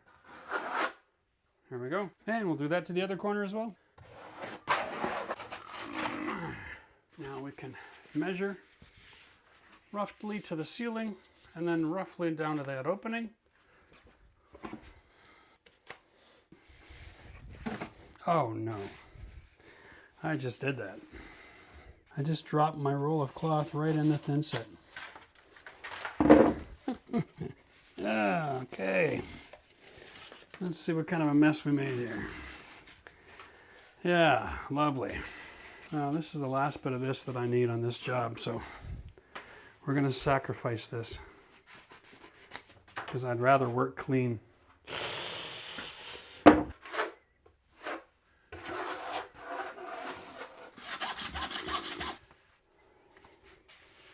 Now, the goal with their Schluter products, if you weren't aware yet, is to try to have a 2-inch overlap. The outside corner is actually closer to 4, so we're well within any kind of parameter here. All right, and if you're in the trades and you haven't taken the free Schluter course, I recommend it. I mean, they'll teach you how to use their products properly. Lots of guys are using them wrong. And products and recommendations change over time because Schluter's always doing field testing of different products and concepts, and so as their understanding and wisdom grows, or they'll update you. All right, again, just thinking like water. right? Water deflection. Water always takes the path of the least resistance. So if you start at the bottom and you layer yourself up, you're in good shape. Now, it really is important when you're working with this, try to remove all the excess you can possibly find. Okay?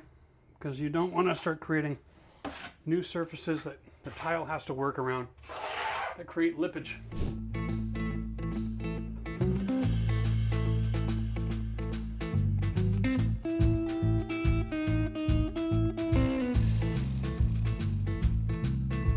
Now, one quick thing. I noticed one of my trowels got in that gap. Made a bit of a mess here, right? That means I don't have confidence that the sealant is stayed in there. So I'm going to come all the way back with this. Reapply that corner. There we go. All right. Well, there we go, guys. The next step, of course, is to wait until this is completely dry. We come back and we tile. Okay, so now we are perfectly waterproof, so I'm going to show you how to tile the shower. We're talking about the hows and the whats and the whys, the materials that we choose, how to get perfect grout lines, how to avoid lippage, how to trim out your window niches, how to make sure everything slopes towards the drain, and how to seal it all up so it'll last for years and years and years to come. So I know that sometimes it's a little bit daunting to consider tiling your own bathroom, especially as a DIY or a homeowner, but in today's video, we're going to go through the 3 things that you need so you can be successful. You're going to understand your layout, your process, and your techniques. We're going to tackle all that information one step at a time so you don't get overwhelmed. We're going to be using 2 different stones here today. So we're going to use the same stone that we did on the floor. If you're following through the bathroom, it's a large format tile. And then we also have a mosaic. This is fun. This is for our shower floor. We're able to have a variation of different size tile because we have one slope. This is the Tile Your Way, Tile Ready custom shower pan. It only has one slope. It does not have the envelope system where it drains to the middle from all different 4 corners. Today we're going to talk about the simplicity of this system because we are already 100% waterproof. And really all we have to do now is focus on the layout, which is our design. So we have design elements that we want to consider, okay? One of the design elements is we have a grout line. Now when we did the floor video, we talked about we have a grout line coming right up the middle, should be shooting off the side of this window here, which means all these tiles are going in horizontally from the grout line left and right. So every single tile in this shower is going to get a cut. Now, when you're doing your layout, you have to consider if you have a shower niche or a window, you want to get this perfect, okay? You don't want to have slivers. So now we have to measure the thickness of our tile, which is actually 23.5. And we want to take a look at 2 different directions. Do we want to finish with a full tile or start with a full tile? So to start with a full tile, we need to consider this. This is our finished floor. Our tile is going to extend past the shower and come down right onto that floor. So if we start down there and measure up, we can go to the ceiling and have a look at this. So 2 feet, 4 feet, 6 feet, it's a little bit shorter, but that's a nice full stone there. The other thing to consider is, what does it look like inside the shower? Well, at this point, the shower pan's about 1 inch taller than outside, but 2 tiles, okay, is only 47 inches, and that's the problem, okay? We have a 1 inch gap. And because we're higher, it's actually 1.5 inches, maybe closer to 2. We would have this 2 inch sliver all the way across, and we'd have to cut it up to about here. So we'd have this piece and a 2 inch sliver. So that comes out of that stone and then up the side. And in my experience, those thin little L cuts, they always break on the corner, either while you're cutting or during installation. So we don't want that. So we have to do one of 2 things. We can finish at this edge, or we can have our joint somewhere else in the window. In order to do that, we're going to measure backwards. We're going to start at the ceiling, go to 2 feet and go, perfect. Now I don't have any of these silly little slivers. Down to 47 inches is where the next joint would be. Now I have, almost an 8 or 9 inch tile here. That's a lot more substantial and really reduces the risk of breakage while you're doing the install. And it's not such an eyesore. It doesn't grab your attention the same way. So I like that one. And then we're going to have to measure down and pick a point where it exactly is going to finish so that we can drop our laser line and get the same height all the way around before we can even consider starting. This is what we're doing layout for. I should mention, when you're working with tile, you also have to consider your ceiling. All right, how level is that? How consistent is that? This one's pretty good. Yep.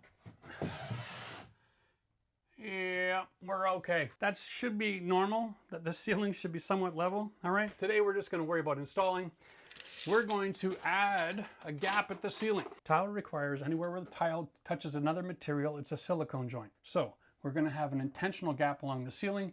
Also gives us a little bit of flexibility for that variance of things not being perfectly level. Now we're going to measure down. Now it's called the 24, but in actuality it was a ½ inch shorter, so it's 3 tiles. So we're going to be at 70.5, and we need 1/8 for each grout line. So there's 2 grout lines for 3 tiles, and 1/8 for the gap at the ceiling. If you're not as level, consider giving yourself a little bit more mercy. I want to go right to 70 and 1/8. And that is going to represent the bottom of this stone. And so what I want to do is go 1 more 1/8 lower than that to represent the top of this stone. So here's my DeWalt laser level. If you don't have one of these and you're going to do a tile job, stop and go buy it. This drops a line horizontally and vertically. And when it's on a flat level surface, it does something like this. Our situation, we're going to just be using a pail and some shims. If you're doing a tile job, you're already going to have a pail. And if you're going to be doing any work like this, you need to have that kind of precision. Have a pack of shims, okay? There we go. Remember, what we need is a reference so that when we're cutting our tile, we're going to measure from this line down to our obstructions. We've got slope, we've got curbs, we have a floor, a top of curb, inside the pan, all different heights. So over here, for instance, I'm going to need to measure from here to the corner to make my mark just underneath that. That'll be the top of the tile. Over here, I need a measurement here. I need one for this height, so I'm going to make that mark to measure from here. And I need one for outside, so I'll make this measurement here. And following that slope, we're going to have to go all the way down to here. This pan has a slope, and then it levels, and it goes back up again. So I'm going to measure here, and here, and here. We are just going to be really careful with mapping this out. That's inside the pan, that's on top of the curb, and that is outside the shower. All right. Now we've got all the information that we need for our layout. We are going to cut all of these details, get that whole first row installed, and then we can just simply build on top of that. That's going to be our process. There is a lot of options in the industry for how to do a shower. All the old school guys are going to be like, well, what you do is you put your shower floor down first, and then you build your walls on top of that. Back in those days, we relied on the tile to move the water to the drain. We relied on the grout to stay non-porous. And so we used sealers and epoxies. And as time went along, we started waterproofing systems. Keeping the water from getting underneath the tile is no longer a major concern. We're also using thin sets that are stronger when they're damp or wet. So if there's water migrating under your tile, it does not hurt. Now what I'm talking about, it's not a river, it's just a little bit of moisture. Our process is going to be wall first on the bottom, then we'll do the floor, then we'll do the curb, and then on the next day, because this is going to take some time, we'll come back and we'll build the rest of the walls out, and we'll do the niche, and we're going to show you all the tools and techniques so that you don't have lippage, so that you have a perfectly good grout lines. It's going to stay waterproof, it'll be perfectly sound, it's not going to break up and come loose on you over time, and you're going to be successful. So the green line is where we want to make the cut. This is the grinder, this is the wheel. Just a basic continuous wheel. It's got little chunks of diamond embedded in the wheel, and that's what cuts and gets you the nice smooth edge. What we're going to do is set this up so we see the green. We're going to hold the tool like this, but instead of on that angle, we're going to open up just a little bit, like a 5-degree slope. And once he's got a nice score line, you can push this aside and it comes straight down on it. This keeps your line straight. This keeps everything from getting bad chips. Just makes it really simple so that you don't end up running all over the place. Once you're used to the grinder, after a couple of cuts, you can just go freehand. But when you're getting started, this is a great way to get a professional look every single time you cut.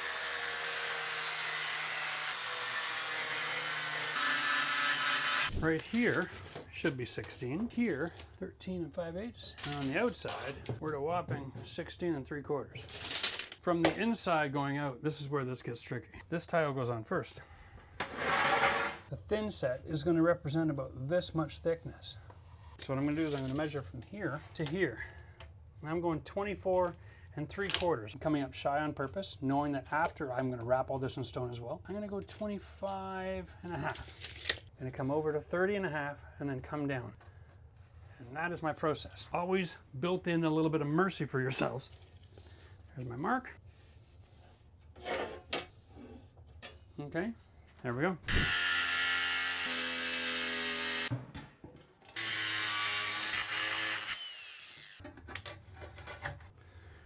That's gonna be perfect. We're gonna need these. We're gonna need these. These are horseshoe spacers. Now these don't have varying degrees of thickness. Some of them you do. These are just horseshoes. These are simple. These are for thick tile. You can use them to get spaces. You can stack them together to create different heights. The idea is that it's very easy to pull these back out again without using any tools up against your tile. The only thing I want to do now is my diamond sanding block. Okay. This is just a hand tool. You don't need a special buffing tool, no power tool for this. This edge here, because it goes on that wall in front of the other tile, this is going to be exposed. So when we come back at the end of the project to add our silicone, this edge could be too sharp. Now remember, when you're working, sometimes your hands get wet and they get soft. You take the sanding edge, okay? And you just hit that edge and it cleans it up a lot. If you have an exposed edge, use this, okay? Whenever you're tiling, back to process, you want to tile your back wall and then bring your sides into the stone. That's best practice. To make your life simple, because we want everything level and vertical and plumb. If you wet shim your walls, like in the previous video, how to waterproof, we show you how to do this, so that the top and the bottom are perfectly plumb. Then when you come out of your shower, all your tiles can be cut the same, they're all gonna be 34s. And then I can have my shower edging. I'm gonna use a special metal edging. Boom, it's gonna be like a laser, okay? Everything is nice and simple. So once again, we're gonna talk through our tools, okay? This is your technique. You wanna get a low-speed mixing drill. The DeWalt makes one, Makita makes one. So they're designed specifically for drywall compounds, thin sets, mixing concrete in a bucket. I'm using the Schluter All Set. I recommend that for all of my DIY people out there. Yes, it's more expensive than other thin sets, but it works in every application all the time. We want to let this sit for 10 minutes before we use it, and then we're going to whip it again. We're just going to do the finger drag test. It's still a little thin, okay? It still needs another 5 minutes or so to set up. If it doesn't set up thick enough, we can add a little bit more powder so that we get the rigidity that we're looking for. Let's check another finger drag test. Oh yeah, it's a lot stiffer. Still not as strong as I want it to be, so I'm gonna fix it by throwing in a little bit more powder. Mixing of thin set is an art form. It's affected by temperature, relative humidity, all these things. The finger drag is really the hallmark of your test.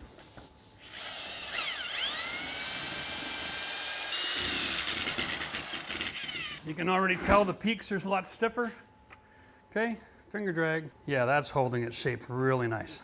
Remember the issue with water, if it gets behind the tile, you want it to find the drain. So if there's any air gap at all in the stone, and there will be, I'm almost positive, because of the shower pan and this curdy band and the thin set, there is a build out at the bottom. We're gonna start by doing directional troweling, north and south up to our line, and probably a little bit past our line, but we want to make sure that we can see these two black lines, because that represents the grout line.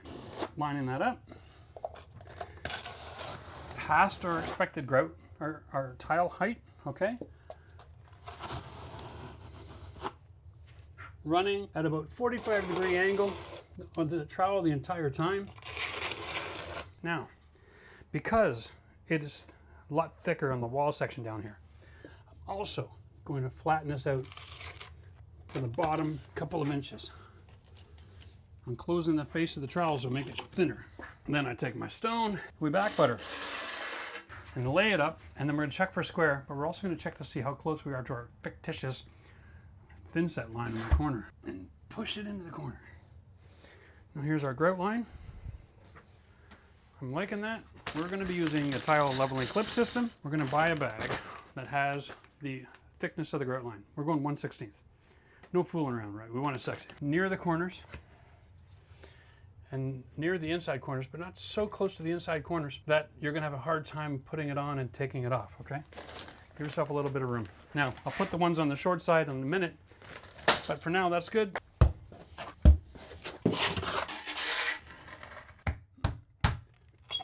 Push that till it's square. Can't push it any further. And if it's still not square, you simply stab and lift, okay? And let it sit. This is why we do the first row separate from the second row. We want this to finish hardening up overnight so we can afford to get perfectly square. So then when we're building on that, we're just adding that thin set and adding that and then using the clips to keep it all nice and square.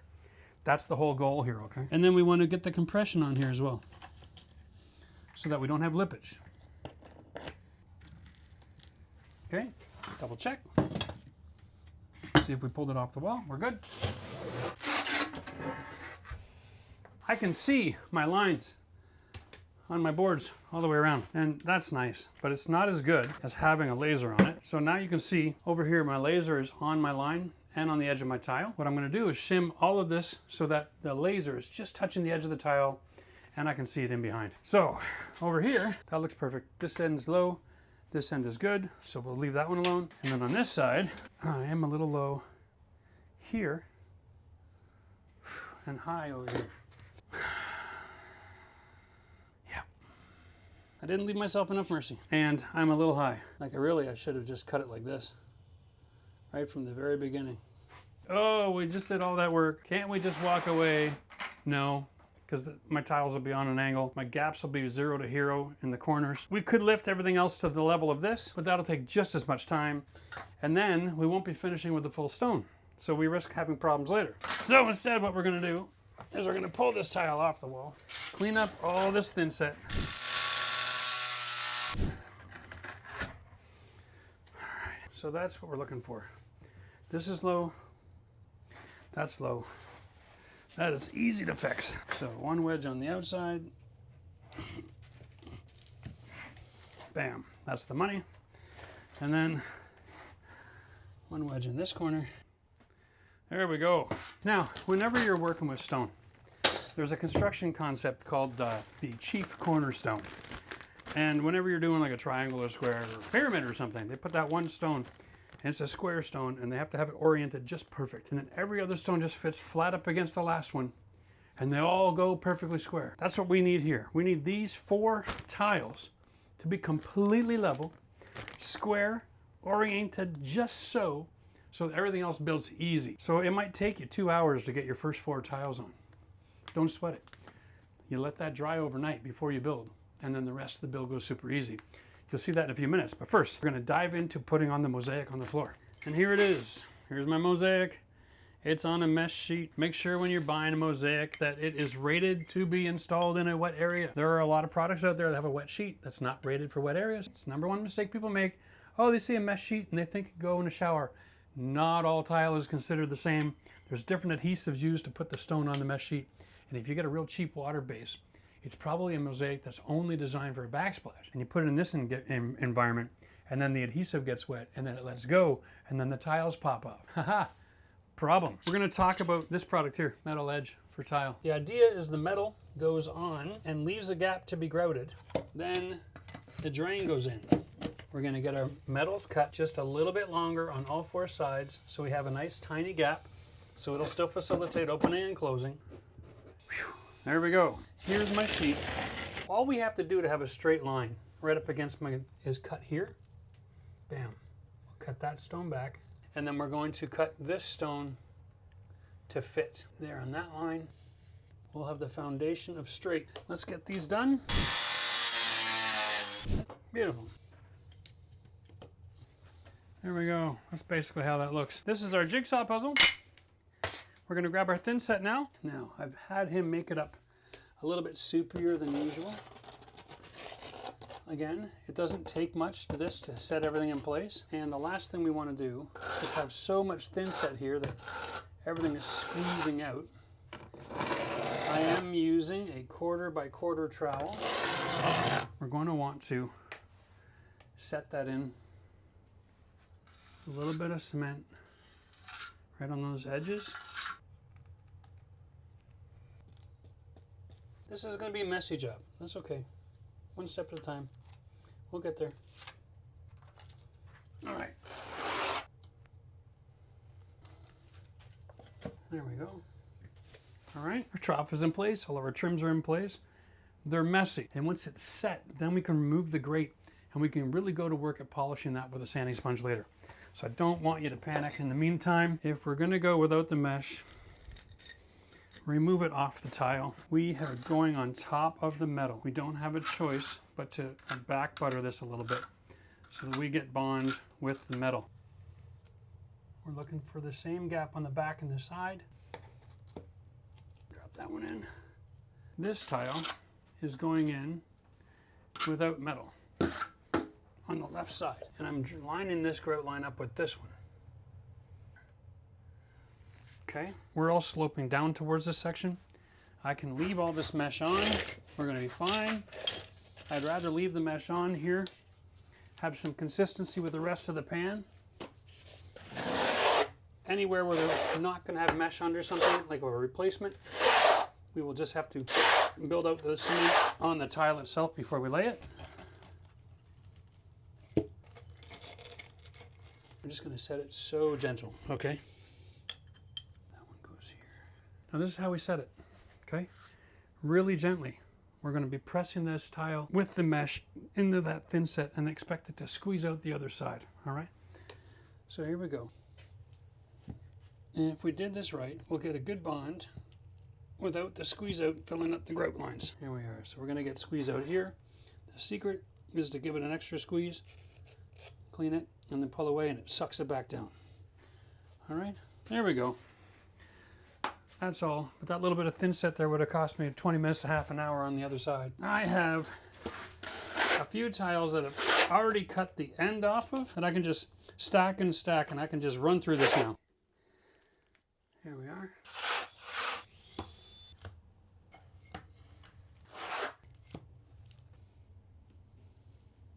Making sure everything here is pressed in so we have no lippage.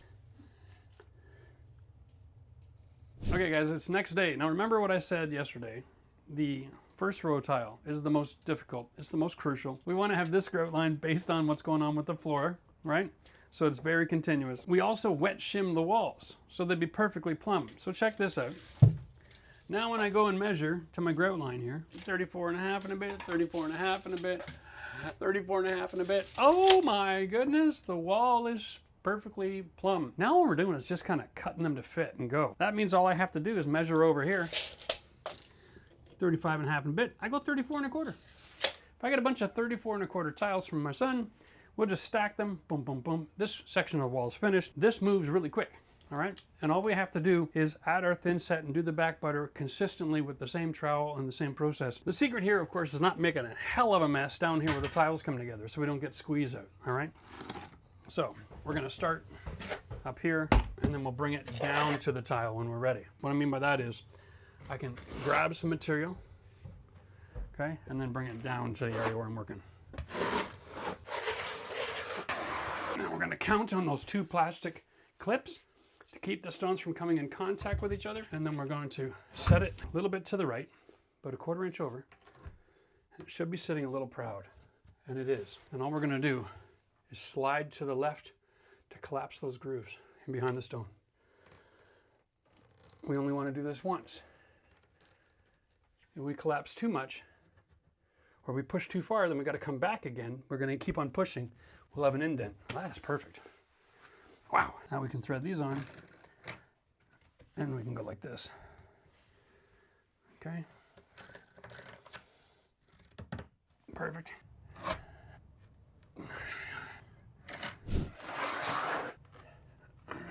All right, here we go.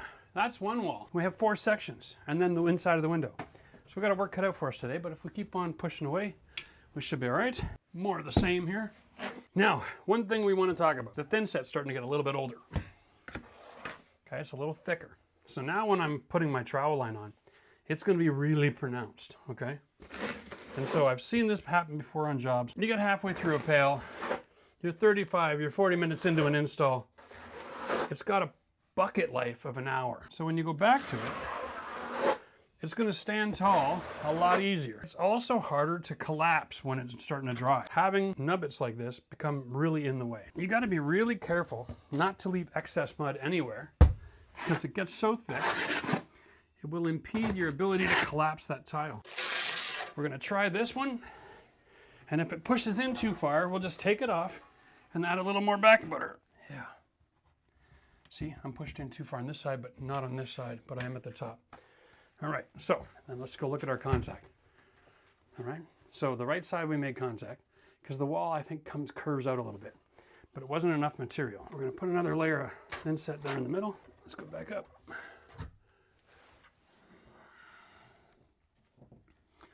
That is a lot better. We're working with such huge stone And we're using physical levels to create that first row. And our angle is actually off just a hair. So here, our gap is opening. All right. What we are going to do is take advantage of this margin trowel, okay, and our yellow clips here. We're going to give it a little bit of a bump. I'm going to just maneuver that. Here's why this works. See all the little steps here? Every one of these little steps, okay, it's like a 32nd of an inch. So I can wedge that piece or that piece or that piece, and I can adjust. So I can adjust my angle, my slope of that tile, rotating counterclockwise using this step technique to get it exactly perfect, okay? While that thin set is setting up, we're going to just do a little peak action and then compress it. This tile is in just a little bit, and we need to make some suction here. One of the reasons I'm not using my suction cups on this install is because the tile has a bit of a texture. So it doesn't grab well enough for me to feel safe with it, but it should grab well enough for me to create a little bit of a pull. There we go. That's got it. So now when I push over here, this corner pops out, but it pops out flush. That's actually not a problem. This edge is out, this tile is in, but it's flush with this one. I like that. So I think I'm gonna get the suction cup. I'm gonna pop this top corner out, bring it out to the rest of the surfaces. The only other question we have is whether or not that is sitting perfect on that cut. Wow, that's a nice edge. So we had to make a bit of a pivot because this is sticking out and I gotta get some pressure on that. We're gonna put these two stones on first. And now I need a metal, so I'm gonna do the assembly. 86 3/4. We're gonna build this section of wall, and then the resistance of this build will hold this tile in place, and we'll use a couple of yellow spacers. And then we can continue on building from there. We need to apply fresh thin set that's gonna go in behind this stone where the metal is gonna slide into.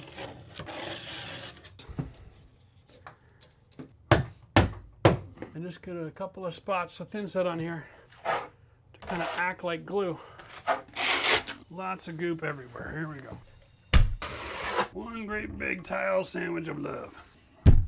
The amount of pressure it takes for me to push this over, I'm going to use against this to hold that in position. The same way that you can shim a door, you can shim a tile. That's it. Now my gap is wedged in. It's not going to move around. Now that this thin set here can actually set up in its one given state, no more movement, no more crisis.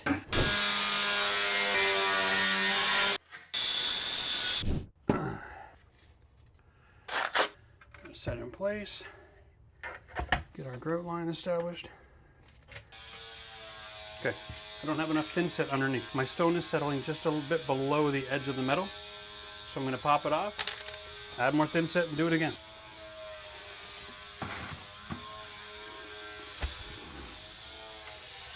So there's multiple things we're working on here at the same time. We want a gap underneath this metal. We want a gap here. And we want to make sure that the edges are lower than the face. We also make sure that we're level. The trick here is we are a little bit too level on the stone to the back. We're almost perfectly level. And that means in a shower environment, you're more likely going to be holding water on the backside. So even though we spent all that time making it perfect, it still isn't perfect. All right, we need more thin set on the back side of that tile.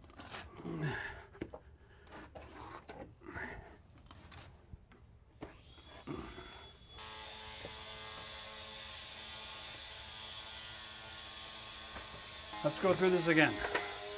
Level left to right, yes. Slope, now we're talking. Now the bubble's on the back line. Okay? Check the other side, same thing. Knife is good, level in the back. Okay, because we've got all this fresh thin set here, this is very sensitive and it's easy to get kind of messed up. So what we want to do is come back here every time we finish a tile and double check that nothing got bumped or slid or settled out of place, okay? As it stands right now, we're level across. We're on a 1 degree slope coming this way. We've got a grout underneath, a grout on the side, gap here, perfect gap here. That's everything we're looking for. Whew, don't touch it. Okay guys, next day. Now listen, I want you to follow this very carefully because this is as bad as the shower is ever gonna look. ever again, okay? Everything we do from here makes it look better and better and better. The other thing we want to do is get rid of all this, right? Yay, broke clean, everything is fine. This is therapeutic, you're gonna love it. And the point of this is we want to break it off so that we don't have the plastic sticking out. It has a weak spot, okay? It's perforated. So that's how that works. And we just rip all these off, and then we're gonna go around and we're gonna wash all of the stone so that we can make sure that all the little chunks of thin set that are still left on the tile are removed. We do not want to let this sit for more than 24 hours. 12 is ideal. So when you're finished your day, great. The next morning you get in here as fast as you can. After 6 hours, the thin set is set up and it's ready to be messed around with, okay? So you don't need to wait longer than 6, but 12 is ideal. Everything is dried in place. Now, I'm just looking for real quick if I have any chunks right in here. The painter's tool, that tip, that is just less than 1/16 of an inch. It is somewhat safe to have in here, but you want to pull straight along. If you start getting any resistance, because this is all so new, we can just get our sponge, get it wet. Once the thin set has gotten wet, it'll soften up and it'll clean out a lot easier. Here we are, we got a little squeeze out here. We don't want that. Okay, taking our sponge. Now the grout cleans up quite easily. Okay guys, here we go. This is our solution putting in the ceiling. 1/2-inch curdy board. It's pretty darn rigid, okay? But it's also soft, it won't damage the tile. So we're gonna get 2 supports. And the reason I'm gonna cut them thinner is because we have a slope here and then we have a slope down here. Trying to make all these things perfect is gonna be tough, so I'm gonna go wedge and then another wedge. So I have left and right sides. So I'm gonna do, that represents the height of my tile. And I'm gonna cut down to this point, which is another 1/2 inch lower, which represents the ceiling installed. We wanna make sure we have a really good bond on this tile, okay? So here's the secret. We're gonna skim coat the ceiling, and then we're gonna put the trowel lines on the tile instead of the other way around. It's still gonna be directional troweling. It's just going to be a little bit unorthodox. So if we can get 100% coverage on this.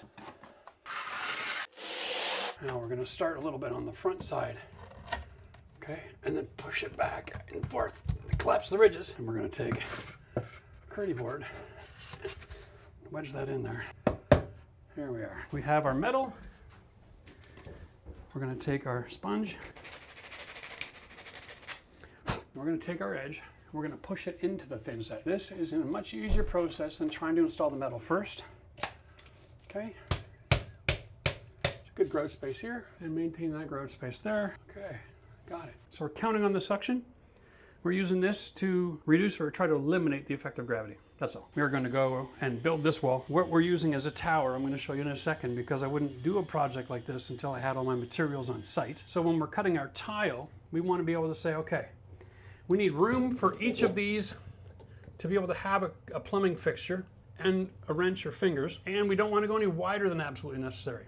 So our width is going to be like right here. We're going to cut that stone as close to the reality as possible. That gives me a 3-inch hole, and I don't want to go any higher than I need to, but why make it difficult? We'll just go 3 by 3. Let's go and take a look at the tower real quick and confirm that that dimension is going to be safe. Well, here we go, guys. This is my shower. The idea here is it gets mounted right about here. But for us, what we need to know is how wide is the inside of this tower. Exactly 3 inches. The outside is exactly 4. Not a lot of room to mess around with here, which is why our installation has to be perfect.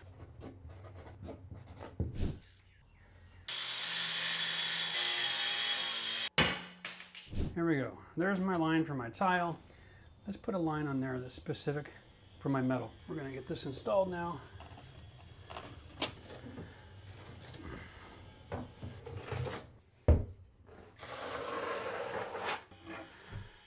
I'm gonna go left and right, collapse those ridges. And this is one of these situations where you wanna take a look. Okay, yeah. You see all those peaks? We got great bond here.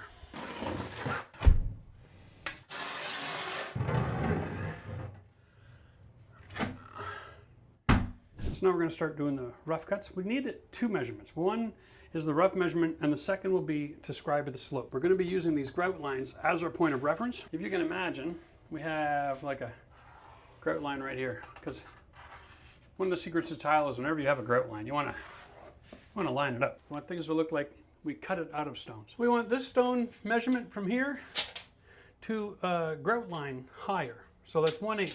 That stone I'm going to go to 14 inches. So I need a 14 by 12 1/8. Above it is going to be 15 1/8. All right, now ceiling is in.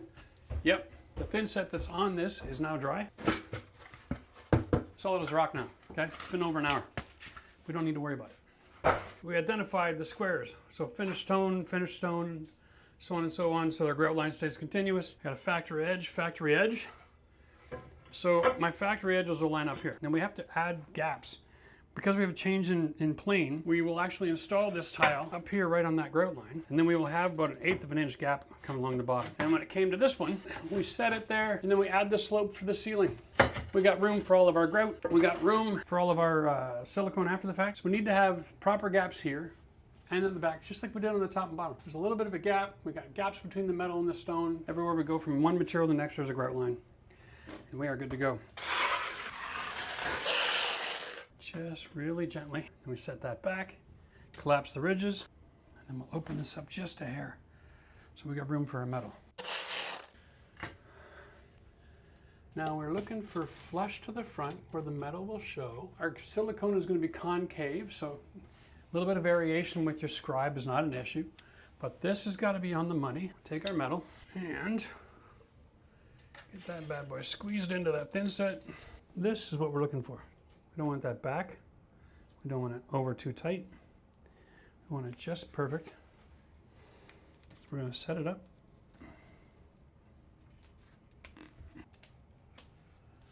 So that side is done. All right? Remember, the secret here is leave it. Come back the next morning, 6-hour wait at least, okay?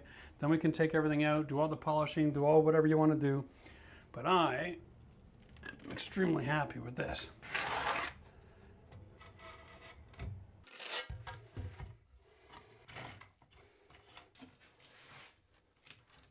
We're moving out of the shower now. Time to do the curb. So let's just recap. We have a grout line coming down the middle of the room that we established from day one that hits that back wall. It goes off the edge of that window. So we're going to have 3 pieces of stone here, maintaining that grout line. 3 pieces of stone here. At the end of the day, making your shower this wide, that's your finish. Looks just fine. Thank you very much. And out here, we will set this one as deep as we need to. All right, for our finished piece, which is 5.5. And so there essentially is the wrap. Now the goal is to have this part slope just a little bit towards the inside, 1 degree tops. All right, so today we want to get it set. Tomorrow we are going to spend the time to make it perfect, just like we did everything else this morning when we started. We're not doing back buttering technique on this. Okay, we are going to be changing our whole delivery system because this is just the facade of a curb. It's not a structural element. It's not going to see any action. It's going to have no idea what's going on one day to the next. It's not seeing hot water. It's not going to be exposed to any expansion and contraction. We're just going to muscle in a whole whack, kind of like mortaring a brick. We're going to get it over here. We're going to give it a gentle nudge. That's it. Okay. We're going to make contact, and we're just going to put a square on it. Make sure she's square. That's it.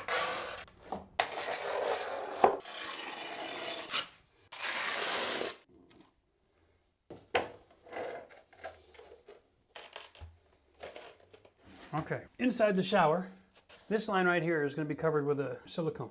So if I'm stuck right on the tile without any rise, I'm fine. On the outside, I'm also getting that joint, but I have the ability to get my slope by adding the little wedges on this side to lift everything over. So that's what we're going to do. Okay. It's almost perfect. I've got level and flush. We've got really good condition to start with here. Now it's time to go cut the couple metals so we can slide them in and finish putting all this together.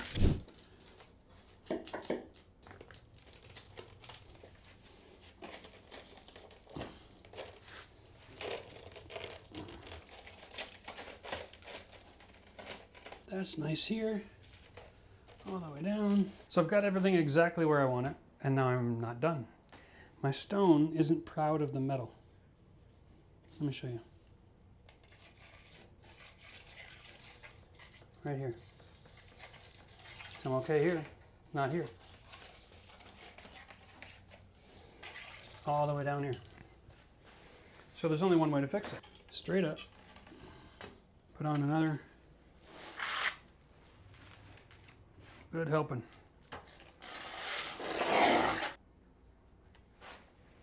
I want to feel the edge above that metal. So I'm just going to keep on rocking it until I know it's right there. I'm really happy with that. You can see that now that in order to get our slope and get above our metal, I've got a really big grout line here. So I would rather have more space at the bottom of that tile than at the top. And that is going to solve that. There we go. That's finished. Tomorrow I'll come back, spend an hour wiping and cleaning up, and then we're ready to grout. All right, guys, it's grout time. Now, if you're a fan of the channel, you know I did a video a few years back warning you about using this grout. This grout is phenomenal, first of all. There's nothing wrong with the product, and it was designed to set up really quickly, and it's designed that has a sealer in it, so you don't have to go around afterwards with a brush and seal all your grout lines. Homeowners love it. Quality contractors love it, all right? But the trick with it is because it sets up so fast, it's really hard to get it on and get it wiped off and cleaned before it sets up to the point where you need a chisel, okay? So let's just be cognizant of the fact that my process here is three things. First, I'm gonna use speed, all right?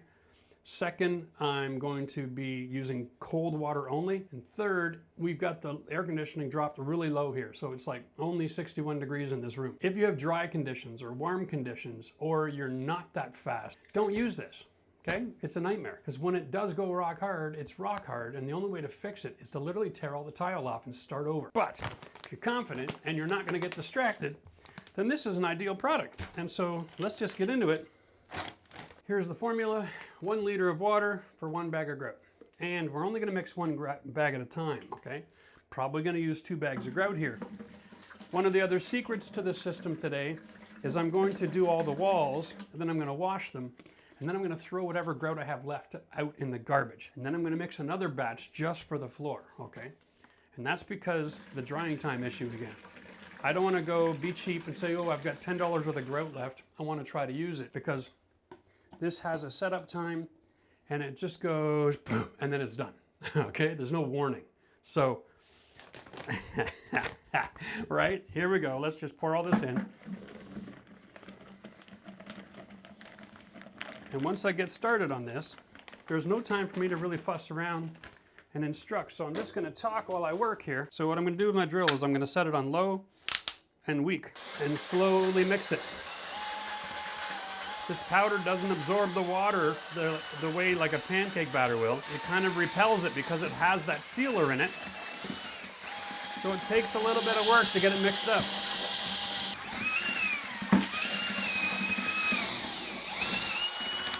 Now, that is mixed perfectly, okay? What I'm just doing is pre-wetting my surface because it makes it a lot easier to run the grout on a damp surface than a dry one. Nothing too crazy, just enough to help your grout float skim along. Now we're using a regular rubber float, okay? This is for a regular tile. There's another rubber float out there that's designed for epoxy. Don't use that one, it's a little thinner, okay? My system for speed, I wanna work somewhere where it's comfortable first, okay? So, I'm gonna get some grout up here. I have to get all of these trims, okay? So I'm going to force it in one side and then the other. Now remember, we use really large stone here, okay? So I don't have a whole lot of grout line, which is another benefit for this product. We're not gonna be filling up all the inside corners. That's what the silicone is for. Okay, boom. So I got all these corners. Silicone, silicone, silicone, silicone, silicone. And that one's done. This grout line here needs to be done. No, we're not grouting to the ceiling. That's also the rule. I'll go over this one more time. Anytime you have a change in plane or a change in material, you use the silicone product. If you don't use silicone in areas where you can have expansion and contraction, then you run into all kinds of issues down the road, okay? So again, ceiling corners, not caring about it. Gonna need it over here. Trying not to make too much of a mess. Intentionally working from inside to outside, okay?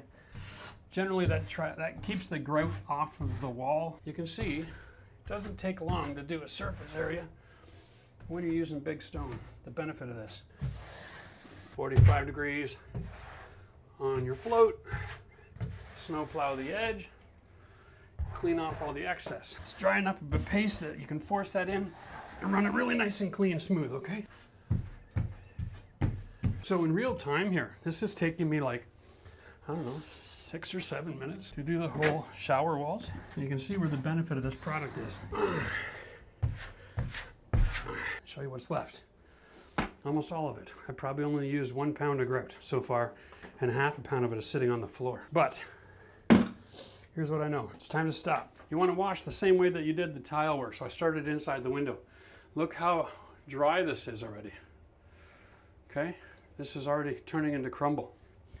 So this is about every little surface. We're going to wipe the tile first, get the haze off, and then I'm going to wipe contrary to the grout line. I don't want to wipe the grout line, I'll just wipe it right out. Okay? Now that I got my metal polished in, I'm going to go with a clean sponge. I want to dry it, and I want to just go with a wipe and a fold, and a wipe and a fold. That's too dirty to use again. Now I come down gentle over that metal, gentle over that wall. Now when you're cleaning grout, we generally try to go contrary to the line. You can go straight up and down, that's fine. But here's the secret. Flat on the wall, wipe it down, flip it over. Next row,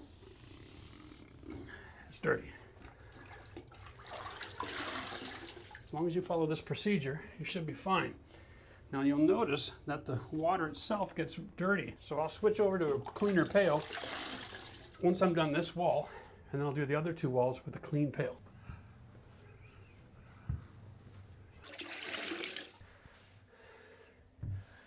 Okay, beautiful. Now, time to mix the next bag, and we'll do the floor. Now, here's the secret. Most people miss this step. Imagine, let's just oversize this visual, okay?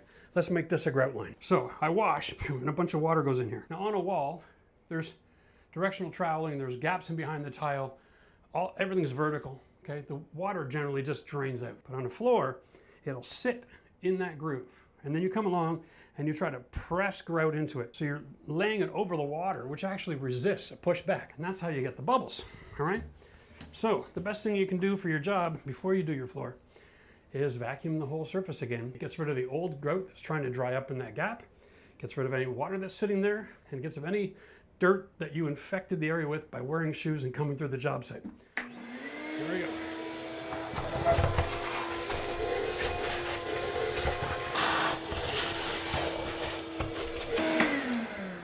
Don't forget the top of all of your metals, and of course the curb. Next bag. I am going to just take a little bit on my side. I'm going to get that in there.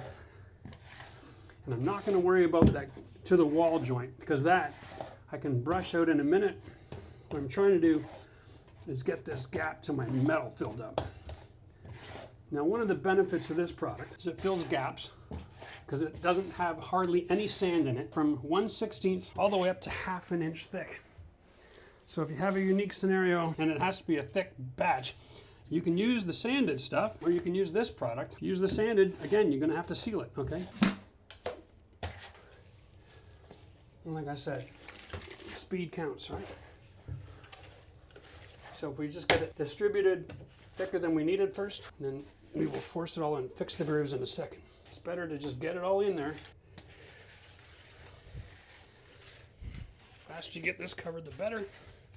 All right, now it's thick enough that I can pick it up and scrape it out. I'm gonna take the rounded corner, because there's sharp corners and there's round corners on these, okay? You see that? I'm gonna go along and I'm gonna clean out that back corner. Make sure that I've got room for my silicone. When I'm all said and done, I'm gonna get in there. Take out the extra, the back wall, take out the extra. We're gonna go like this on a 45. And just kind of like push it all in.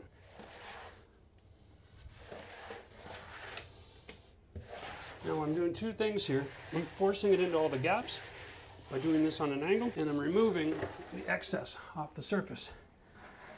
Rather do it with a float than with a sponge. And because we put it in so thick, we can actually wash right away. And we still have material in here that I can use to do any minor repairs if we find any. I know I got about 20 minutes. And then we're just gonna wipe and flip and then wipe. If I see a mistake, I'm gonna fix it right on the spot. This is where you're gonna get all that control over your quality of your job. There we go. So I got 2 more holes that just showed up. 1, 2, 3. So now I'm gonna do this side, flip it, and there's a quick wipe. There's a chance that some of this area of the floor has got a little too much water, and as the water evaporates into the air and dries out, it can leave another air bubble. So we're gonna pay attention to this. You don't wanna just wipe it and then walk away, okay? This is why you wanna make a special batch just for the floor, do your mosaic. Now we're gonna work on the curb, and then we're gonna be able to have a few minutes to let that do some drying. We can inspect if there's any integrity in that job.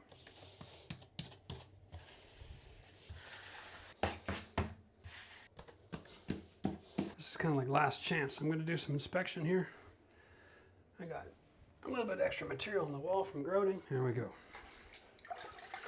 That is how you grout a custom shower. And this is definitely something that any DIYer can handle. Just got to understand your conditions and your product and have a process that gives you the best chance of success, okay? All right, perfect every time.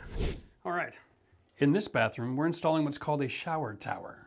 I'm a big fan of interior shower towers, especially for DIYers, because all of our plumbing, all of our connections, anything that can leak happens inside your waterproofing system, inside the shower, and it goes to the drain.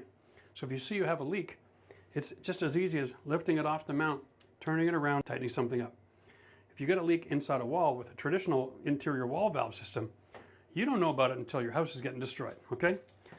We are bringing water from here into these hoses, okay? And there is not a lot of wiggle room for these hoses.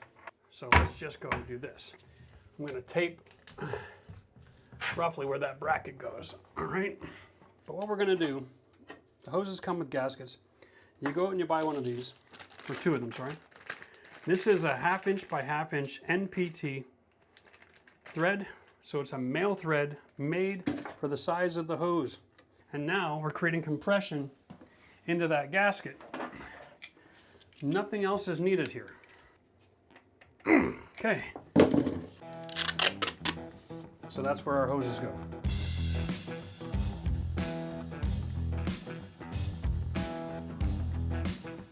Here we go. So the top of that bracket, the top of this bracket, and then that is where my plumbing lines come out. Perfect, perfect, perfect. And I've still got my little black line in here. That's my center line. I'm gonna drop that on there. And so that we are going to be able to center all of the work that we're doing here. So now we're gonna have our center line. Okay. Transfer that information. So here's how this works. You mount this on the wall, and then when you're sliding this up, it gives a resistance and then it locks in. Okay? What we're just doing is setting up our template so we can drill the holes to put in our plugs and put in our mounting screws so we can dry fit the installation before we do the plumbing. Gotta love a quality hose, guys. Okay? That's how you know it's a good hose. If it sits there going, it's plastic and it's junk. So one end will be connected down here. The other end connects way up here. So if we have a little bit of slack, it'll connect somewhere around near the top of this jet. Here's a little mounting hardware. They've given us number 8 size screws, plugs. The screws are stainless steel. That's awesome. Here's my mount. It's not obnoxious, it's just quite tiny. Let's get our drill. And I got a new bit. This is a porcelain, and it's a rectified porcelain, so it's really hard stone. The old glass and tile bit isn't going to be strong enough to go through this. I'd probably have to buy 2 or 3 of them. Man, the packaging is more deadly than the job, eh? Okay. So the job here is to spray water on the wall above where I'm drilling, okay? So that there's constantly water going into the hole. So it's kind of like a drilling wet, all right? Yeah, that is some hard-ass stone. You see, this 1/4 inch, if you look at the bit closely, the bigger the bits, they have a little hole that opens up on the side to allow debris to come out.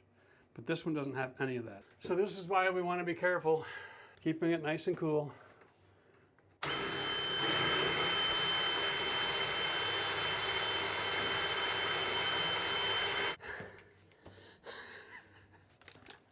This has worked, man. That's the hardest thing I've done in weeks. We're going to get the plugs in those walls. Whenever you see a package with yellow plugs, it means it's a number 8, okay? That's 1/4 inch hole. Fine. Okay, here we go. Silicone always needs to be pierced. There we go. This is the new indoor-outdoor paintable. This is a product we're probably going to use in a couple spots in this bathroom, but the point is to waterproof everything really nicely here. There we are. Whoa, easy now, dog. There we go. Fill it up all the way through the wall cavity. Now everything is mounted to the wall. We'd have to finish assembly on the tower itself.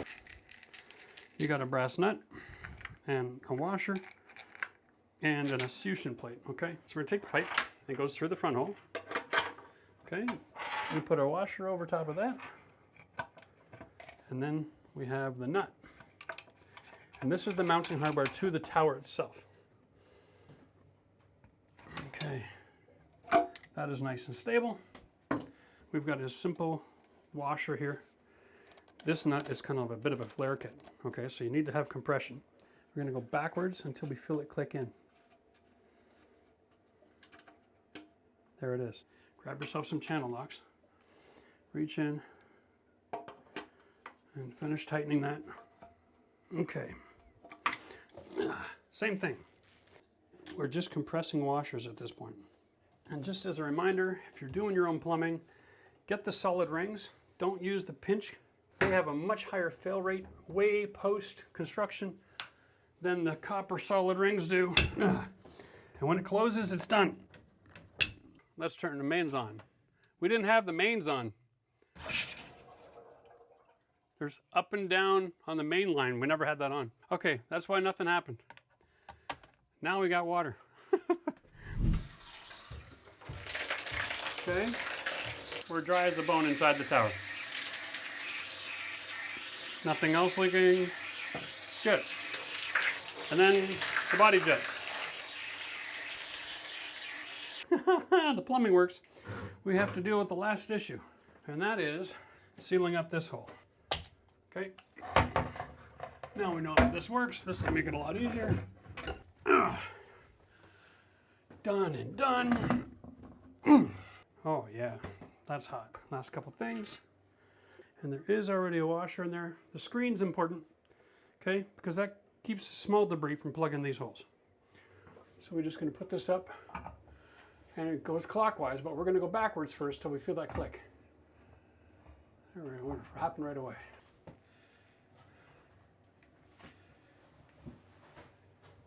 Overhead shower, and then on. Oh, that is pretty.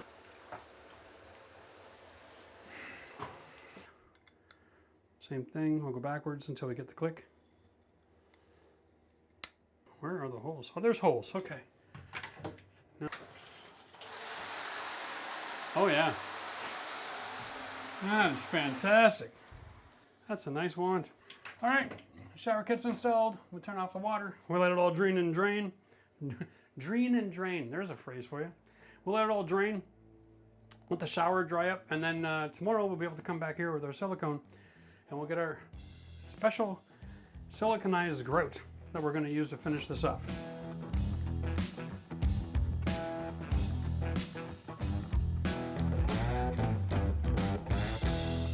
If you have a toilet that wobbles left to right, you already have a leak. I'm going to show you how to install a toilet perfectly level and leak-proof so you'll never have to deal with that disaster. One of the important considerations is your floor assembly. So in this case, we're in a basement that we're completely rebuilding from scratch. So we had our plumbers come in, we dug a hole, we ran new plumbing.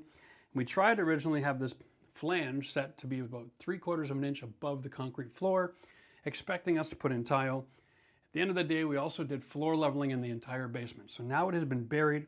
We put in our membrane and our tile, and so it is below the surface of the floor. This is a major problem. So what you want to do is you want to have your toilet flange at least flush with the floor or a little bit above, okay? So what I got to do to make sure that this stays sealed is get rid of all of the debris from construction and reveal the original flange.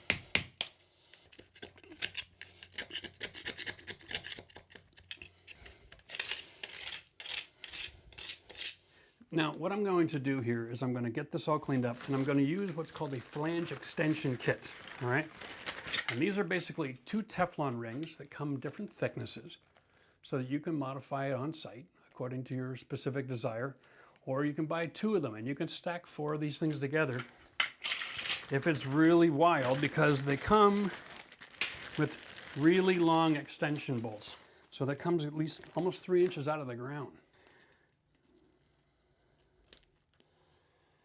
And take the sticky side to the underside and place that on the ring. Okay, there we go. Now we're ready to roll. Okay. Now the proper floor assembly is really important. So we have all this concrete product that's gotten in the way of us using the flange to put our bolts in, okay? So what we're going to do instead is we're going to install our bolts with our Teflon ring in position, and then we are going to set these bolts up staring at the back wall like a clock face at 3 and at 9 o'clock. All right. I'm going to take my drill and concrete screws that are 1 3/4 inches, and I'm going to pre-drill in these locations through the original flange into the concrete, and I'm going to set this flange in place under compression with the screws. That'll keep these bolts from lifting up, and it'll give us the ability to be able to tighten the toilet down to the floor. That's flange number 1. Now, so there's 2 options that we can do here. One is we can drill out 2 of these holes and offset that by making the hole big enough to go over the bolts. And then we have 2 screw locations. Or we can just leave this alone, and we can take our drill bit and we can just pre-drill through the top and create a place for our new screws to go sit down. Okay, because all we're trying to do is connect the 2 white flanges together now. So let me just set some new locations for these screws.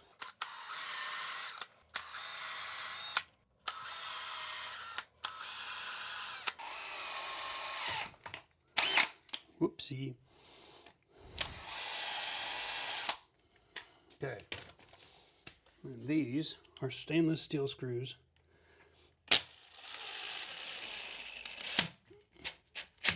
And we're going to screw the 2 flanges together with these.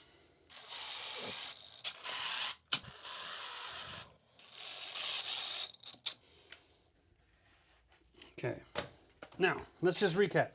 These bolts are held in place from the ring on the bottom with the screws in the concrete. These screws are actually holding this ring, tightly compressing that gasket into the ring underneath it, all right? Now we've got a toilet assembly that won't leak. This is attached to this ring's attached to the other ring. We've got gaskets, we're good to go. That's a proper way to raise the height of your flange. Because this is new install, we also have brand new water supply line. So I have to add my shutoff valve, all right? I'm gonna go with a 1/4 turn valve. Huh?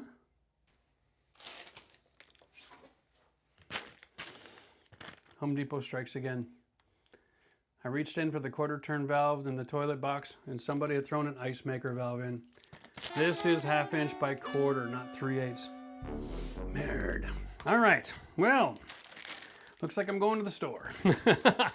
Okay, well, I'm back from the store. That has the right top. That's a 3/8. That's what we're looking for. So here we go. I turned the water off. Very important. We're going to need our PEX cutting tool. This one's getting a little old. The way we work this is this. We're going to hold the line. We want our line to come out a couple of inches so we have some room to work with. In this particular case, my plumber has put in some brackets so it doesn't slip in the wall too far. Make sure you double check, okay? Because if it goes in the wall too far and you cut it too close, then when you're trying to push your connection on, it'll be going inside the wall and causing you all kinds of problems.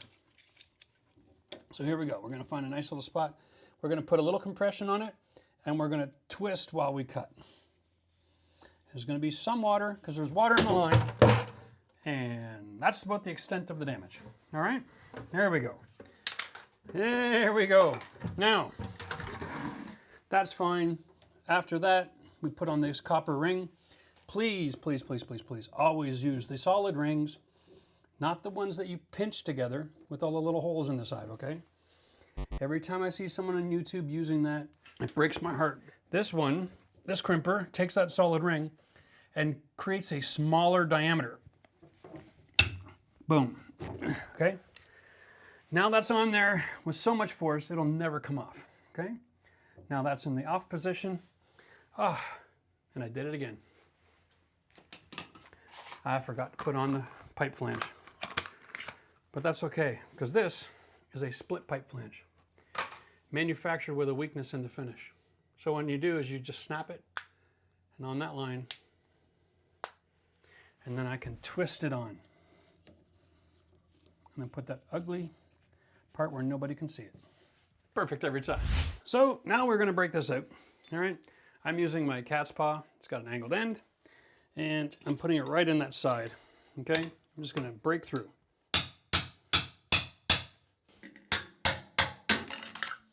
Woo! Oh, and don't do what I do.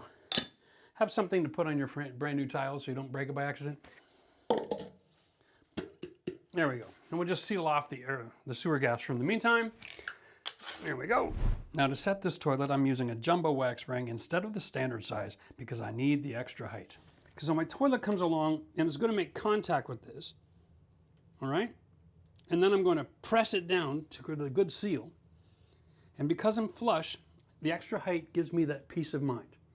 Okay? Anyway, let's just get on with this now. We're going to get the jumbo in before I get confused. All right, guys, well, here's my winner. This is the Kohler toilet from the competition.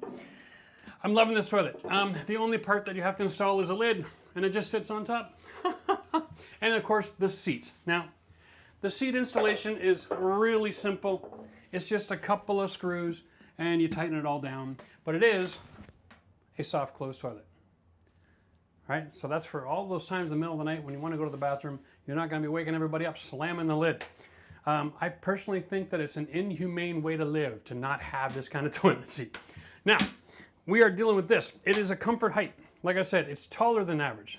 The average height, the toilet lid is this height. This makes you about 2 inches higher off the ground than an old-fashioned toilet that's really cheap, okay? And that is really great comfort. It's good for the knees, especially as you're getting older. If you want, we're gonna have the link for this toilet right here on the screen. You can buy this and have it delivered to your house. The trap worked amazing. Like I said, this thing will never clog, all right? So you don't need to worry about even owning a plunger. The setup is this. I've got the wax, I got my bolts, I got my pieces of 2x4. Getting rid of this cup now, all right? The idea is simple. The height of the wood is taller than the bolts. I can lift the toilet into position and set it down, and then we're gonna make sure it's in the right spot before we go and move the wood and drop it in, okay? So, all I gotta do is be able to carry 120 pounds for about 6 seconds. All right, now, because it's almost impossible to know if I'm in the right spot without leaning over and looking, I'm going to be wrong the first time. And I am wrong. I am dead wrong. Okay, so I'm going to position it. I'm going to pull out my secret weapon. This is a Tim Hortons straw for an ice cap. Now, nowadays in Canada, They make everything paper, and that's fine. So I've got paper straw, okay? It's perfect diameter, add to your toilet bolts. So we're just gonna reach through our hole and find the bolt, set it on there, and that'll help as a perfect extension guide, okay? I'll do the same with the other side. Okay. And what that's gonna do is when my son pulls the 2x4s out of my way for me, I can then set it straight down knowing that the bolts aren't gonna get caught underneath the toilet. That wax spring is designed for perfect compression in one place. So by lining up your toilet bolts with your holes in advance, then you can go straight down onto the wax ring. You will have success. You won't compromise it, and you'll get a perfect seal. All right, well, Matt's joined me here. He's gonna be my muscle for the second half of this. He's gonna just take the weight off the 2x4s, like a 1/4 inch. I'm gonna slide the wood out of the way. He's gonna then drop it straight down. And the straws are gonna guide the bolt through the hole and will sit on the wax. And then the secret for installing a toilet is when you're carrying this right here, it's kind of the middle. It's also above the bolts. And so when you set it, you just put your weight on it, straight down, until we're making some contact with the floor. Okay. All right? Yep. I'll let you guide me in. Okay, yes, and I got rid of the cup. I've done this before and forgot my Horton's cup. It was a disaster. All right, let's get this done. You go ahead, you step right in there.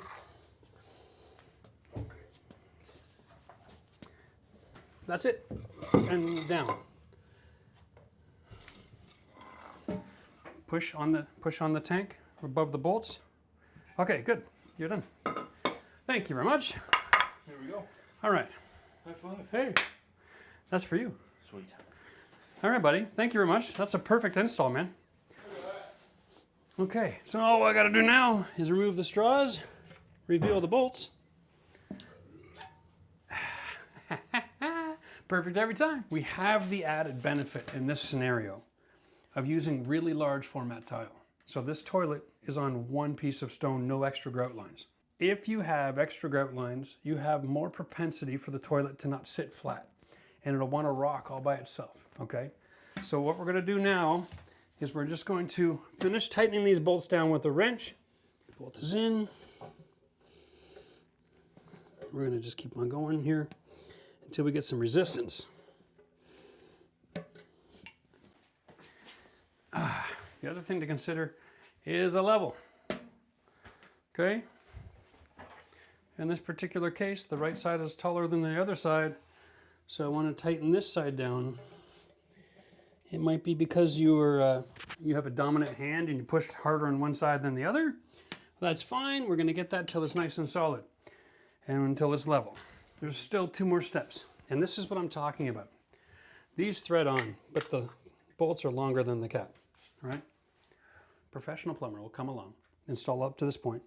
They're going to take out their saw, their little hacksaw, and they're going to cut the bolt down, and then they're going to snap the cap in. Cutting that bolt down causes the wiggle, and it can cause things to get loose. It can actually break the seal on the toilet. So the next step is not to cut the bolts. The next step is the step to do that plumbers never do, and that is anchor the toilet to the floor so it will never move, all right? And this is a technique that I developed years ago when I was doing custom bathrooms for a living. It was always maddening to me that you would get callbacks for a toilet that wasn't sitting perfectly, or when we would install, we would use silicone shims to deal with issues on tile floor that had a little lippage. All of these scenarios, there's one fix, and that is to take the same grout that you tiled the floor with, and you put a little thin grout line all around the base of this toilet. And that is the secret, because then it's impossible to wobble. All right, guys, it's next day. The toilet is set. The grout is dry, and it's the same color as the grout lines. It's amazing. Now, the toilet is mounted. Everything's ready. The only thing we have left is our water supply. We have a washer in the top, and we have a washer in the bottom. The washer in the bottom is a lot skinnier, okay? It's small. So we're gonna thread this washer on first, and kind of the same process. We're gonna go backwards until it sits. There it is, and then we'll go forward. So if you're looking straight at it, we're going clockwise now, until your fingers can't do anymore, and then you take your wrench. Because what happens, when you can't go anymore with your fingers, it means you're in contact with the washer. Now we're gonna 1/4 2/4, 3/4 turns. Now that that's forced into the washer really tight, and all we do is just bend up right up here.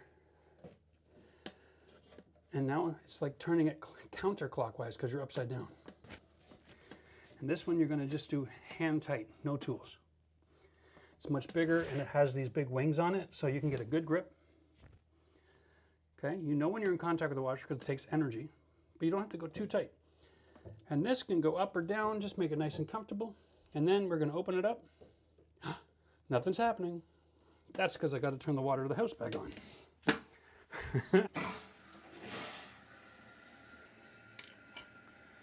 Okay. And what happens is the water fills up to a point where it's going to completely seal off the pipe going into the toilet, so none of the air or the gases from the sewer system come in. There we go. All right, this will take a minute. And if you remember, the reason why there's blue in there is because we put in some dye to do a dye test to see what kind of splashing was going to happen when we tested the toilets. All right, guys, so now it's time for the last step. And it's important what silicone you use, by the way. Get the clear, all right? I use the GE Supreme silicone. All right, this stuff is amazing. It bonds to smooth and rough surfaces, so the toilet and the tile. And, okay, it's gonna last a long time without going yellow. So if you buy translucent, you're in for a surprise because next week or next month, it'll be yellow around your toilet instead of clear. Okay, I'll push a little silicone back there. We did about 4 inches.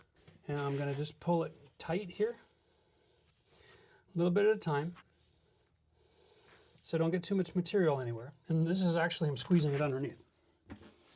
We're going to silicone the entire toilet. And I know this is controversial. The controversy is this. If I put silicone around the entire toilet and seal it up, Jeff, how are you gonna know if the toilet's leaking?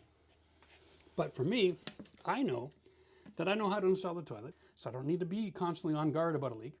This is never going to leak. So I'm going to seal it up completely because I want to keep any water from finding its way under that toilet, getting underneath there, and then causing me a problem. Okay, quick inspection. I'm good. That's how you install the toilet. Now that the toilet is installed, I'm going to show you how to properly assemble and install the vanity. All right, step 1, we're going to set our vanity top upside down on the foam board so that we can install our undermount sink. But before we go to the sink, we're gonna take the vanity in there for a dry fit. Lift and slide a little bit, yeah, take a little bit of weight off. Okay, so the drain's in good position. So we need to make a small modification to the back of this cabinet to allow the water lines through.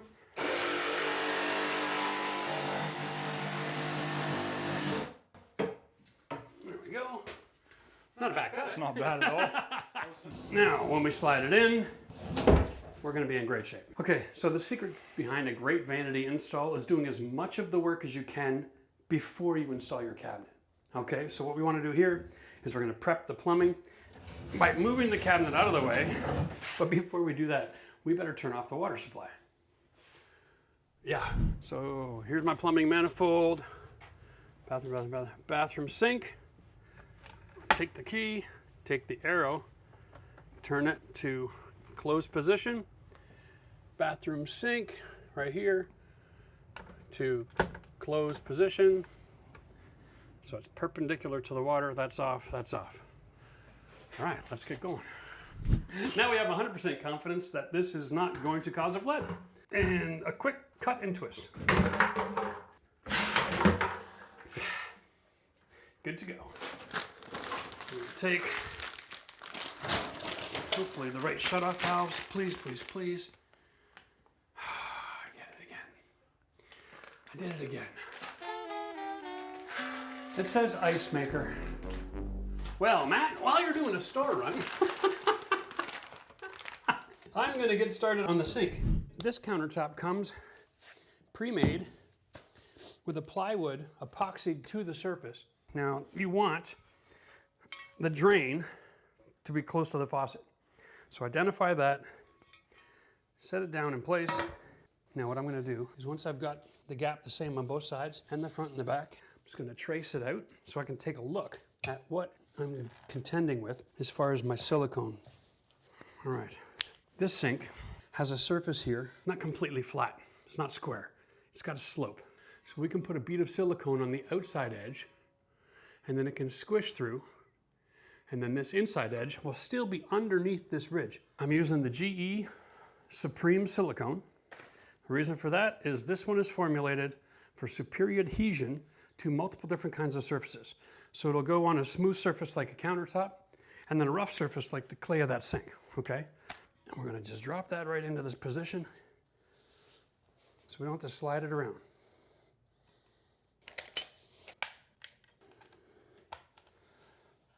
Let's get this up on the sawhorses right now. It's gonna cure by tomorrow around the same time, but in the meantime, it's not going anywhere. So, the next thing you wanna do, and we're gonna do this in order, is you wanna put in your drain. Here we go. Love these Vigo products. They're not available on the shelf unless they are, and you can let me know in the comment section, but they are available at homedepot.com. Been using them for years. They're a great product, guys. That's the drain. Disconnect the nut, take out the washers. We're gonna just kind of disassemble it in the order that we want to assemble it.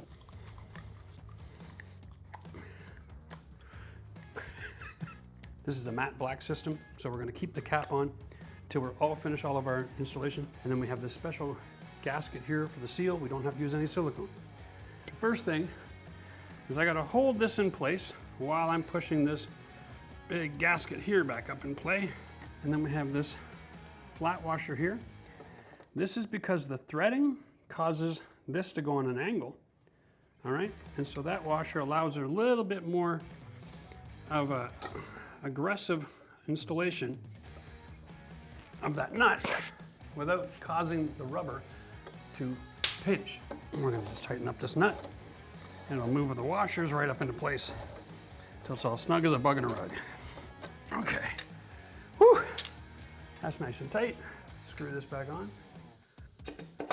Good, and then we have this one, and this will thread onto the bottom. Again, as much as we can do in here before we get started, the better. Every minute you're upside down, backwards inside your vanity, you risk damaging yourself and the cabinet. So, I sent Matt to the store for the first trip to get the right shutoff valves. These are not for ice makers, win. And I went to go and install this on the drain in the vanity. That is 1.5 inch opening. Anybody who renovates knows 1.5 inches is only for kitchen sinks.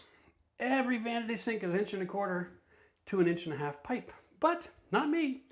I was buying for 3 jobs at once the other day. So this is trip number 2 to the store for Matt. Thanks, buddy. We're just gonna take these nuts off. These are only for when you're using solid copper pipes to run up to your sink. Okay, that is almost a thing of the past, but they still manufacture it. I got my PEX, I got my copper line, I got my shutoff valve.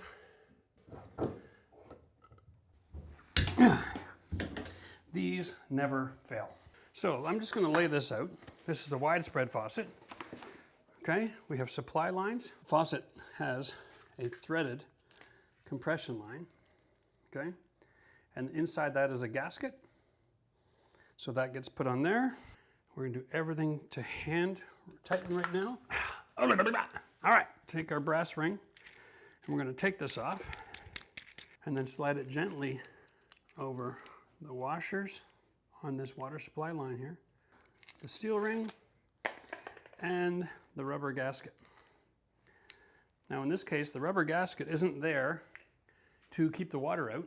It's actually there to create compression to the surface, the smooth surface underneath the sink. So we'll put the hot water line in, and then we'll put the rubber gasket, and then the silver, and then we'll put this ring with all the screws. All right, just hand tight for now. Whew.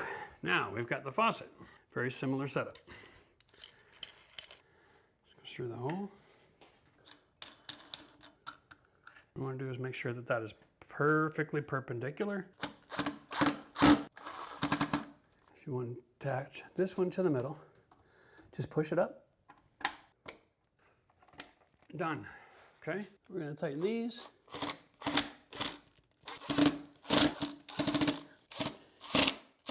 Okay. Now we're ready to put our vanity back in place, mount it to the wall, and then we can drop the sink. Here comes the vanity. Now, we want to attach it to the wall. Take our stud finder.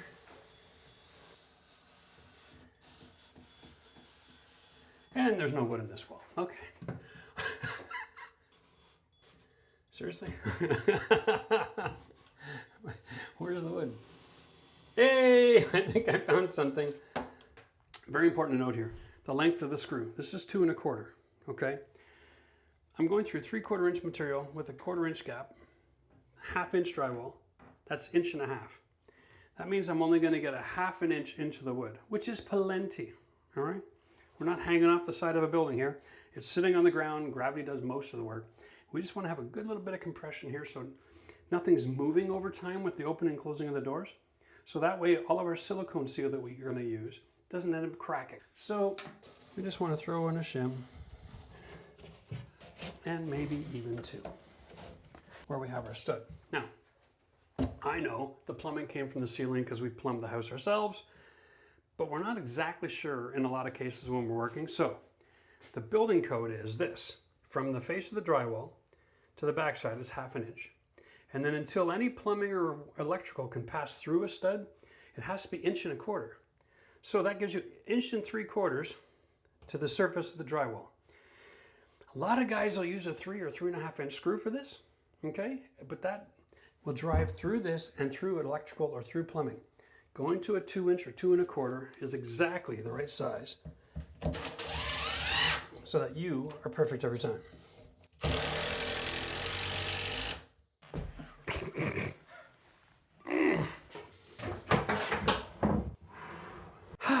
Okay.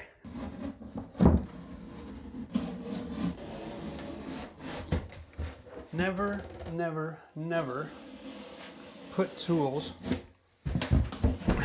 on your finished fixtures.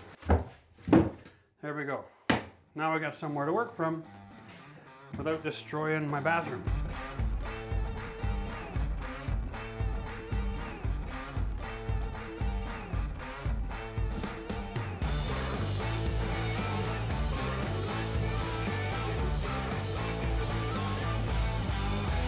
Pressurize.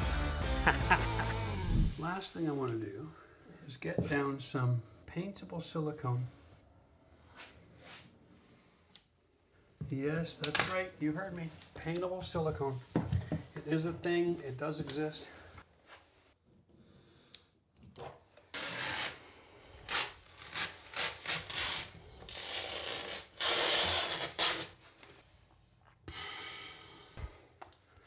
Here's the thing.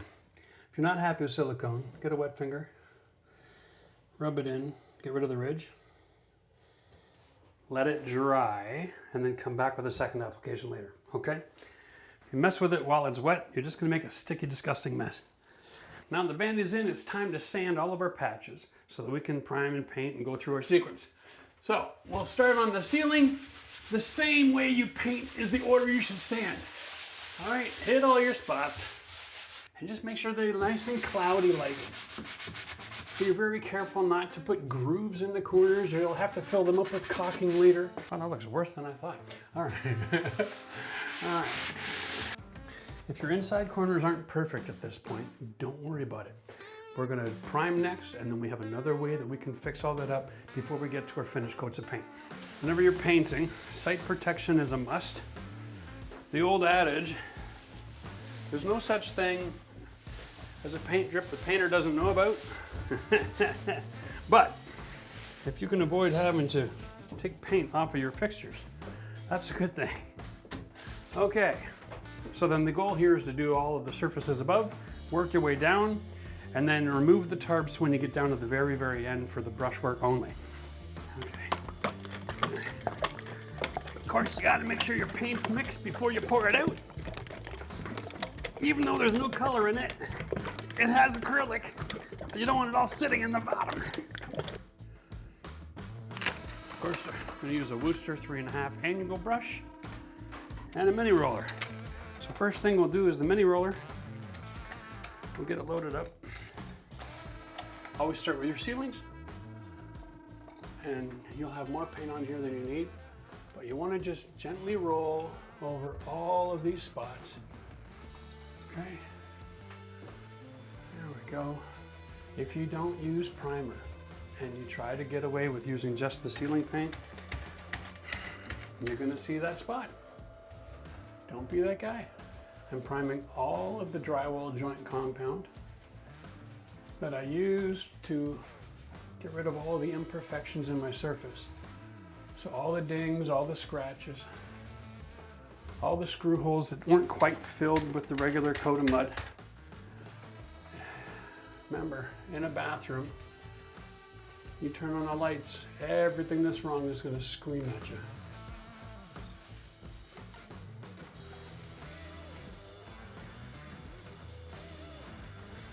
I am intentionally leaving about a ½ an inch or more for my trim here.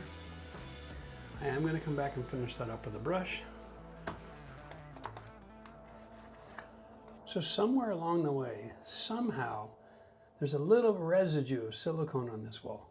It's the same color as the paint, so it's probably a little bit of clear. Maybe when I installed the toilet, I got a little clear. Maybe I reached on the wall, put my hand to get up or something, but that's what happens.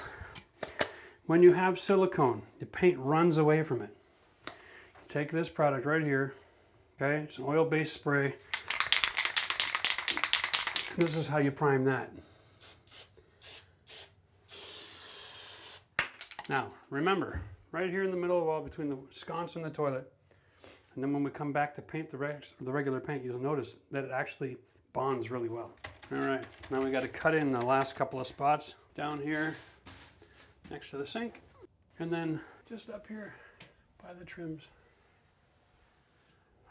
Come on, you lazy bugger. Got it all over the place. 1 second. When you get acrylic paint on your metals and plastic, it's incredibly important you dry it off as soon as possible. Otherwise, you've got to scratch it or sand it off. So a little rag on a drywall knife, instead of scraping, you're just rubbing it off. Let's get that now. I have not installed door stops yet. Now I got a door stop. In this environment, it doesn't take much. Quick pass. Make sure there isn't any lint.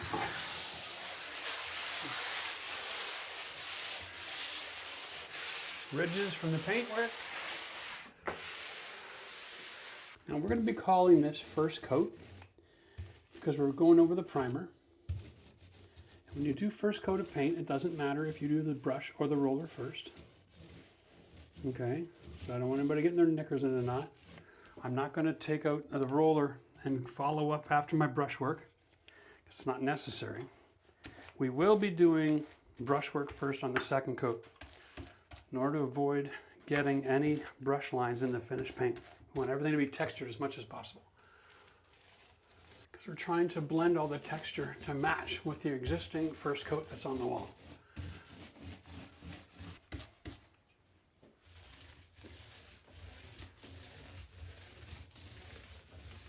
In order to get a perfect finish, every step has to be perfect. There's no way to cut corners. Now that we've got that texture reestablished, we're ready to do the entire surface, one surface at a time. That's the spot where we had the silicone, where the paint wouldn't grab.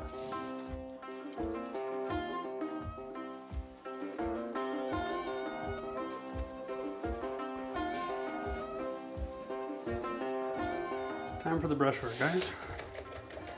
Yeah, that's right. I'm using paintable silicone down here.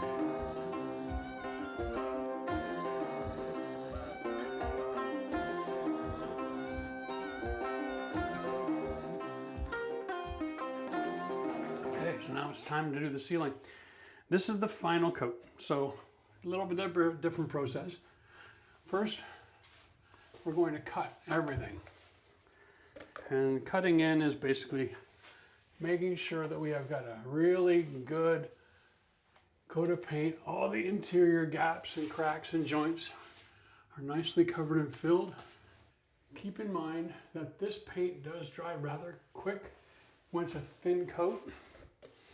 So you've only got a few minutes. Whatever you can brush in 5 minutes, that's all you want to do. And then you want to get that mini roller out right away, okay? Okay, so that whole surface is now finished. There we go. So now we're going to just texture. This is just about getting rid of all those brush lines. And if you have about a 3 to 4 inch border, it makes it really easy to then finish that ceiling with another paint roller. Staying away from the edges. This is not the time to risk putting scratches in things, okay? There we go.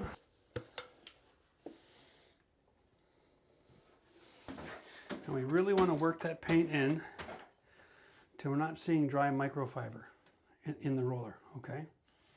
And so you can push it away from you, lift, you can pull it towards you, whatever makes you feel more comfortable. But you could sit here and do this for 5 or 10 minutes before it gets perfectly filled in. And you want to go slow. Remember, it's a small space. Only painting this one little piece here. So, you want to stretch the paint out before we get started, all right? That puts the bulk of the paint on the ceiling, so we don't have a great big thick spot. And you'll see when I'm rolling, got little spots here that aren't getting coverage. That's perfect. I'm hardly using any pressure. We're going to rely on the activity of going back and forth to get our coverage for us. There's going to be plenty of paint on here to finish this room here. Not a worry. Now I can put a little more pressure as it's drying out. I'll turn around, keep that rod away from the edge of the wall. Texture is really difficult. It's kind of like cutting the lawn for the PGA. They put those great little diamonds on.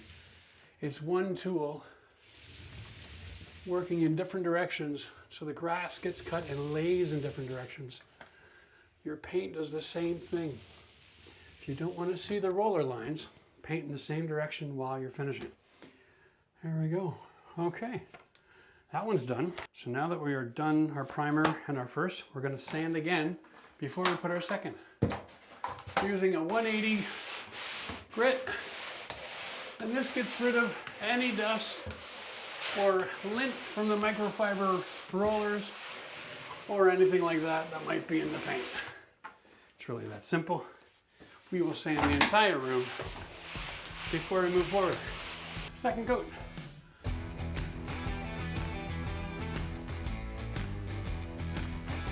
And we are doing something really smart in this bathroom, which is we're painting the walls and the ceiling the same color. Consider that for yourself on your job, okay? Small spaces especially. Going the same color everywhere means that I can just go like a gangbuster here. And whenever you're doing a finish coat, you have to go cut and then roll. You have to grab your mini roller and put texture. So do yourself a favor. If you're gonna get dirt on anything, get it on your brush, because the roller will leave it right in the middle of the room. The brush at least will leave it on the edge where it's not gonna be seen.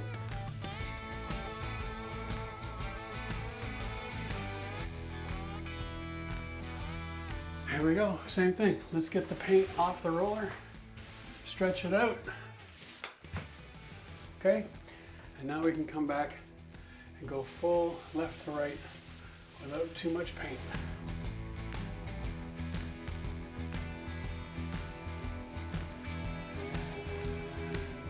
Ah, perfection.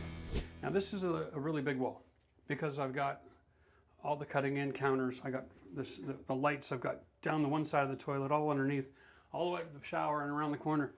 It's going to be really difficult to do it all in one section, but we have a rule in painting called the wet edge, all right? And as long as you have a wet edge, you can paint into that wet edge and it'll blend. So what I'm going to do is I'm going to break it up into two sections. I'm going to do behind the sink, and then I'm going to do the rest of the wall as a separate section, okay?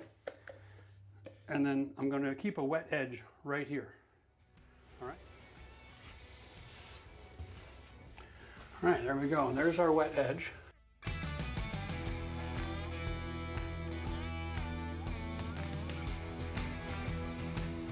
And we're going to consider our wet edge. majority of what people are going to see is right here. So we're going to come back up to the top and finish the main body of the wall, which is in front of your face. The things that are furthest away from your eyeballs, especially when you're sitting on the toilet, are of least concern. My experience, people are using the toilet, they're glad to get there and sit down as fast as possible. And so they're not going to spend too much time criticizing the paint job until after they're sitting down. So what's behind them? Not much of a consequence there. Okay, we want to blend this all together, right? There's our wet edge. Let's keep it wet, right? Problem solved. Now we have a new wet edge. Just bought ourselves about 10 minutes. I have a dried out roller that I set in the pan. I'm not going to dunk it. I'm not going to load it. All right, we're going to go with what's left. That's it, because that's all I need right here. That's more than enough paint. So now we're just going to blend it into the old texture. And if I get a little bit of paint on the top of that toilet, I don't care.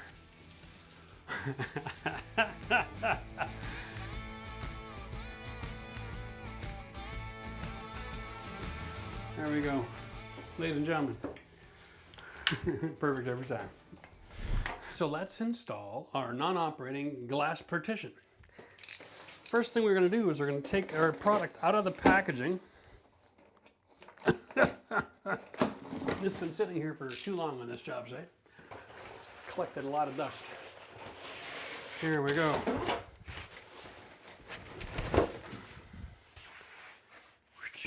So we have a rail. Another frame. Plastic. There we go. There's one with holes. Another plastic. Oh, there's another part of the frame. And that one has no holes. A couple more of these. All right, now, directions.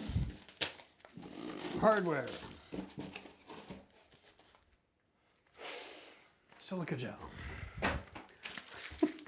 Wow, I love it when it's this simple. It's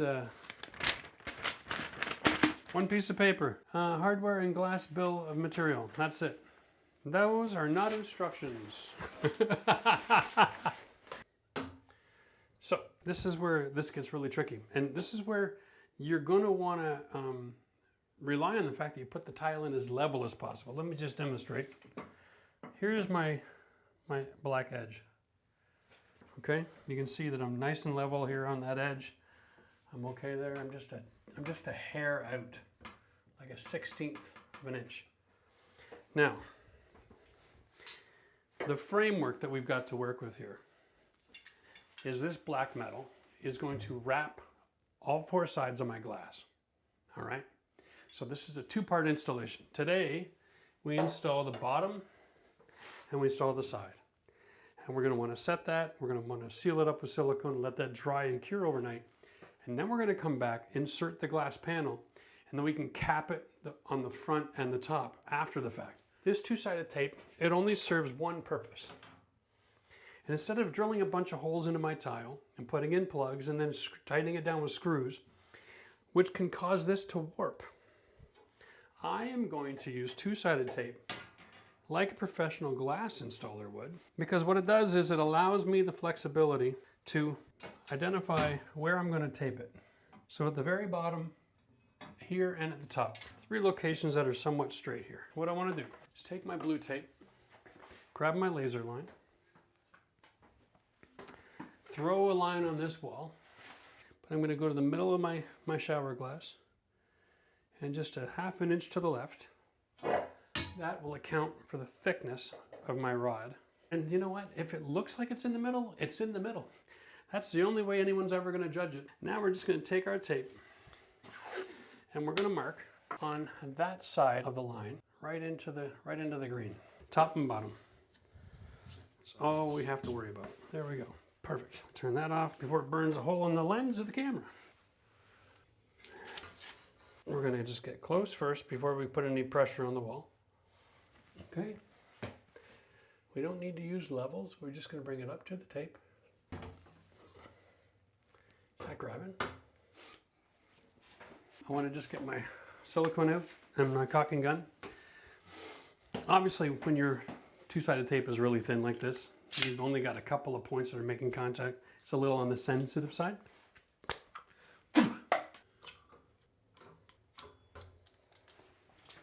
All right. Now, I'm going to give that about 15 minutes to set up. We'll put a clear silicone bead on both sides of that channel, and that'll hold it in place long term. Now, we're going to do the same thing with the bottom. We're going to measure 3 inches to the inside of that bracket, and then 3 inches to the inside of the bracket. There we go. Now, we'll have the glass going in square, and that's important. Set a nice thin bead.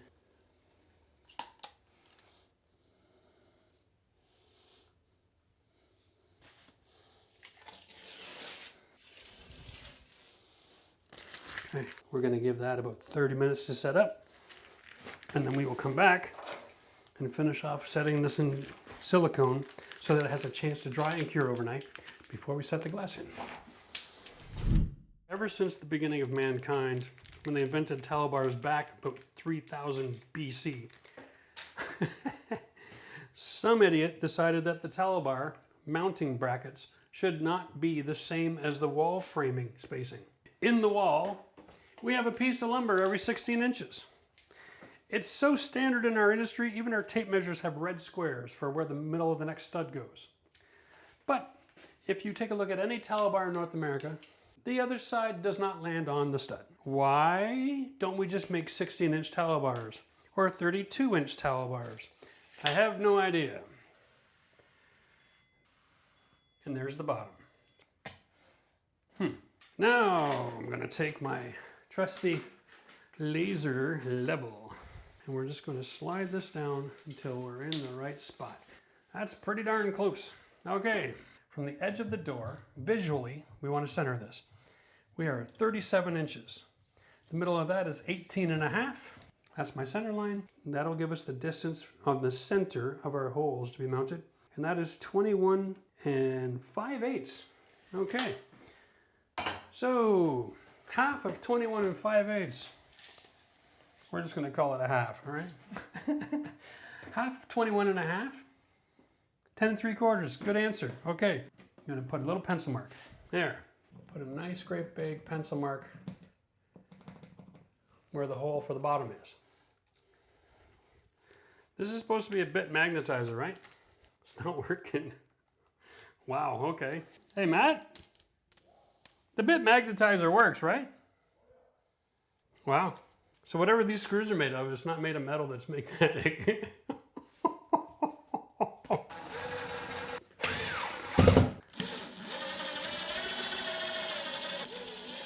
That carries 150 pounds of load each. The secret here is these little hex bolts. They go on the bottom so people can't see. So you're going to mount this on top of the disc, and then the bolt will screw in just behind it. You can see that the sides are flared. Okay? That allows the top to sit on that, like a French cleat, and the bottom screw to set in just in behind it. This does take about 3 years. Oh yeah, that is golden. I'm happy with that. It's not designed to hold you up if you slip and fall. But at the same time, train the animals that live in your house not to reach out of the shower, grab a towel, and just yank it off, okay? When you buy a mirror, it's gonna come with the ability to mount some way, somehow. Sometimes it's 2 positions, sometimes it's 1, but guaranteed, it's not gonna be where the studs are, okay? So grab yourself a little picture toggle bolt holder like this. These are the best drywall anchors on the market, in my opinion. Okay, this one requires you to drill a hole 5/16 of an inch. Take this and we're going to put it through the hole in the wall, and then it won't open up. So then what we're going to do is we're going to take a little red stick and we're going to push it open, and then it holds tight against the 1/2 inch drywall. What did we get? Okay, so in this particular case, look at that. They have their own hardware. Something similar, but not quite. Okay? Or they have these plugs here, probably for if you have concrete walls. Basically, they've supplied us with a French cleat. okay? And that's nice. That is why we need the level, because this has to be installed perfectly level on the wall and perfectly level on the back of the mirror. So let's find out, why did they ship this not installed on the back of the mirror? So they, instead of giving you one bracket that's this long, they've given me 2 brackets. So that just doubles the chance that you can get this angle wrong and screw this up. Fantastic. Now, this mirror weighs less than 20 pounds, probably about 10 or 12. One of these plugs carries 167 pounds. So call me crazy, but I'm not gonna double the chance of screwing this up by going with 2 of these brackets. I'm gonna go with 1. We're gonna put it center where we wanna put it. This part will come out, and then the top of that mirror frame will snug in behind it.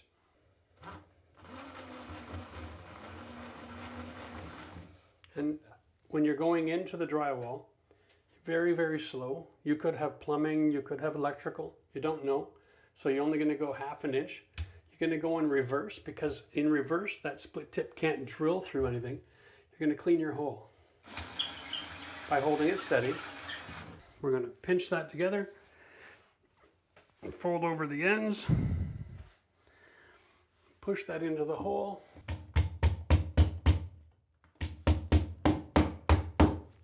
Now, we will push that little red tab in. Those are now ready to receive the screws.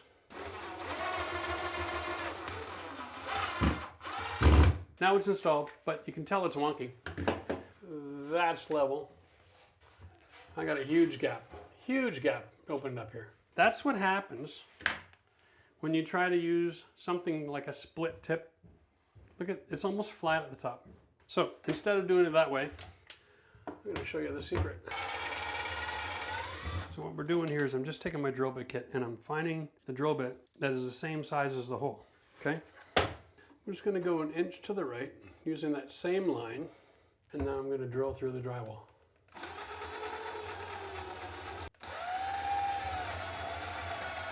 Now with the pilot hole, this should find its way into the middle of that hole a lot easier.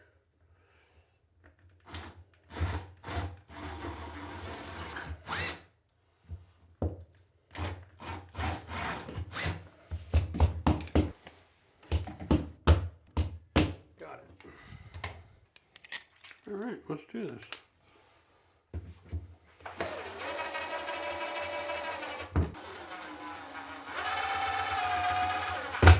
This time, we're exactly dead on that line. Perfect install.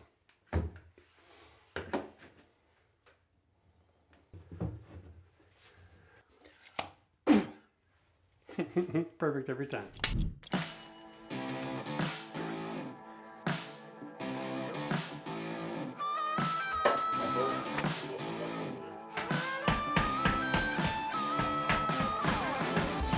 It's time for me to install the toilet paper holder. Now, I'm going to give you a little lesson in life here. When you make a bathroom that's more than 5 feet wide, when you're sitting on a toilet, you can't reach across and access the toilet paper if your bathroom is 7 feet wide. In this situation, we opted for a larger vanity to facilitate actual guests actually using the space and not just washing their hands. Now, what that does, leaves me a little cramped here. So I don't have anywhere where I can put a stand-up toilet paper dispenser, except for right in the way of the shower. I hate to do this, but sometimes the only option is to screw your toilet paper holder to your Pottery Barn vanity. Yeah, and it hurts because you don't want to put a hole in something that you paid good money for. But we're gonna do it today because here is my best option. Or is it, here's my best option. Now, I have a bit of a recess. So you want to consider the fact that these are made with the depth of a roll of toilet paper in mind, so it's not going to be stuck. If I mount this where it's overhanging this little detail, my toilet paper would end up getting wedged on here and it won't work. So I'm going to mount it all the way back so that this line and the end of this line up.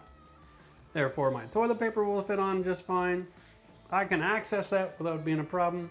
The question I have is, if I'm yanking on this, am I pulling the paper off the roll, or do I mount it this way so that when I reach back, to me this makes more sense.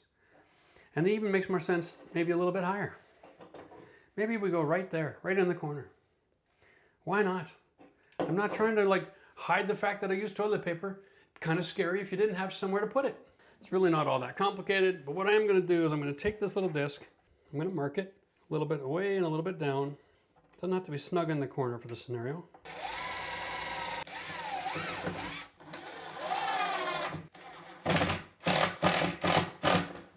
Yep, that's in there. I'm going to take my block, I'm going to set it over there. While I'm holding it, I'm going to drive my screws. Time to be old. Here we go.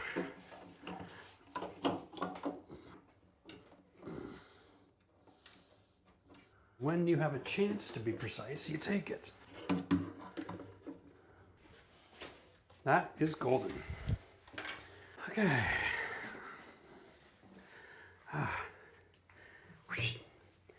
And that is perfect every time.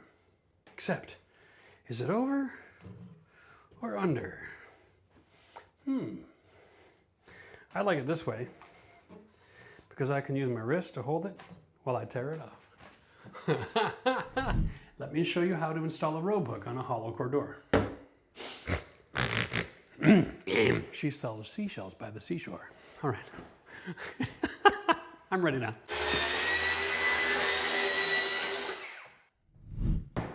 Knowing what's inside a hollow core door is half the battle to understanding how to install a robe hook. I'm not going to spoil the surprise. Ready? Ta-da! As you can see, this is a medium density fiber panel that's been pressed kind of like the same way they do with steel and aluminum, okay? They put that picture in it and they stick it together with a couple pieces of cardboard with a little adhesive spray. When you screw into cardboard, what do you got? Absolutely nothing. And when you screw into this piece of medium density fiberboard, what have you got? One thread. So when you mount that hook, the first time you put something on it and you take it off, it's already starting to work its way loose. So here's the secret to solving the problem. Now here's the anchor that you're going to need. Right here. It's called a hollow door anchor. Don't be confused with its cousin, the 1/2-inch drywall anchor. This is a 1/2-inch drywall anchor, and it's designed to go into drywall, which has a thicker depth of cavity and a 1/2-inch distance between the wing and the cap. Its cousin with the same packaging is right here. It's a much smaller wing space and a very narrow gap. Don't buy the wrong one, you'll be disappointed. Notice that from the surface to the surface underneath, it's exactly 1.25 inches. When you put your tape on your drill bit, make sure that you're no more than 1.25 inches from your tape to the tip of your bit, so you don't punch through the other side. What we need is a 5/16 drill bit. Too small, it won't install right. Too big, it'll fall out of the door.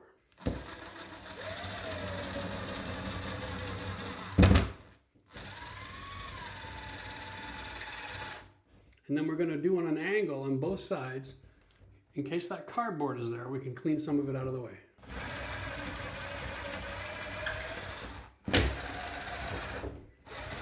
Now we take our anchor, we pinch down in the middle, and we fold the wings up the side.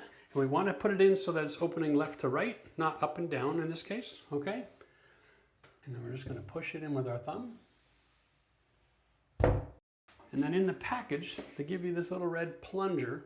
It's thicker at the neck than at the shaft. And so what happens is you can push this all the way in. This is designed so that it pinches the thickness of these hardboard panels. So then the top of your plug is compressed between the fin and the panel, and this sits on the surface. Nice and snug. There we go. Until it's buried all the way in. Okay?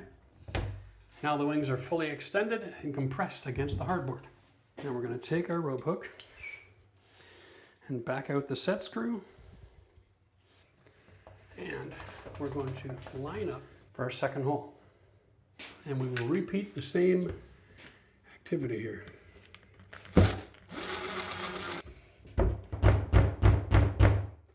There we go. Okay, before we tighten it up too much, we want to get the second screw in so we can position right where the hole is.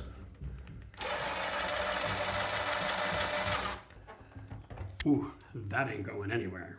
So now we're gonna set the rope hook like a French cleat on the top and then bring this screw up underneath so it tightens in behind and compresses, pulling on this to hold it in place.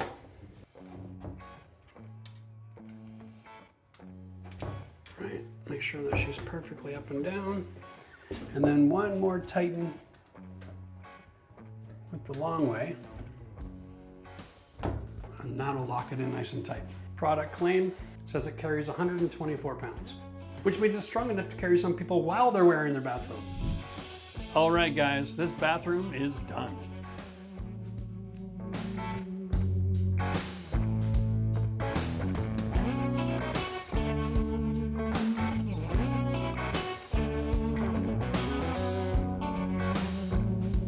To learn more tips and tricks so that you can be handy, subscribe to the channel.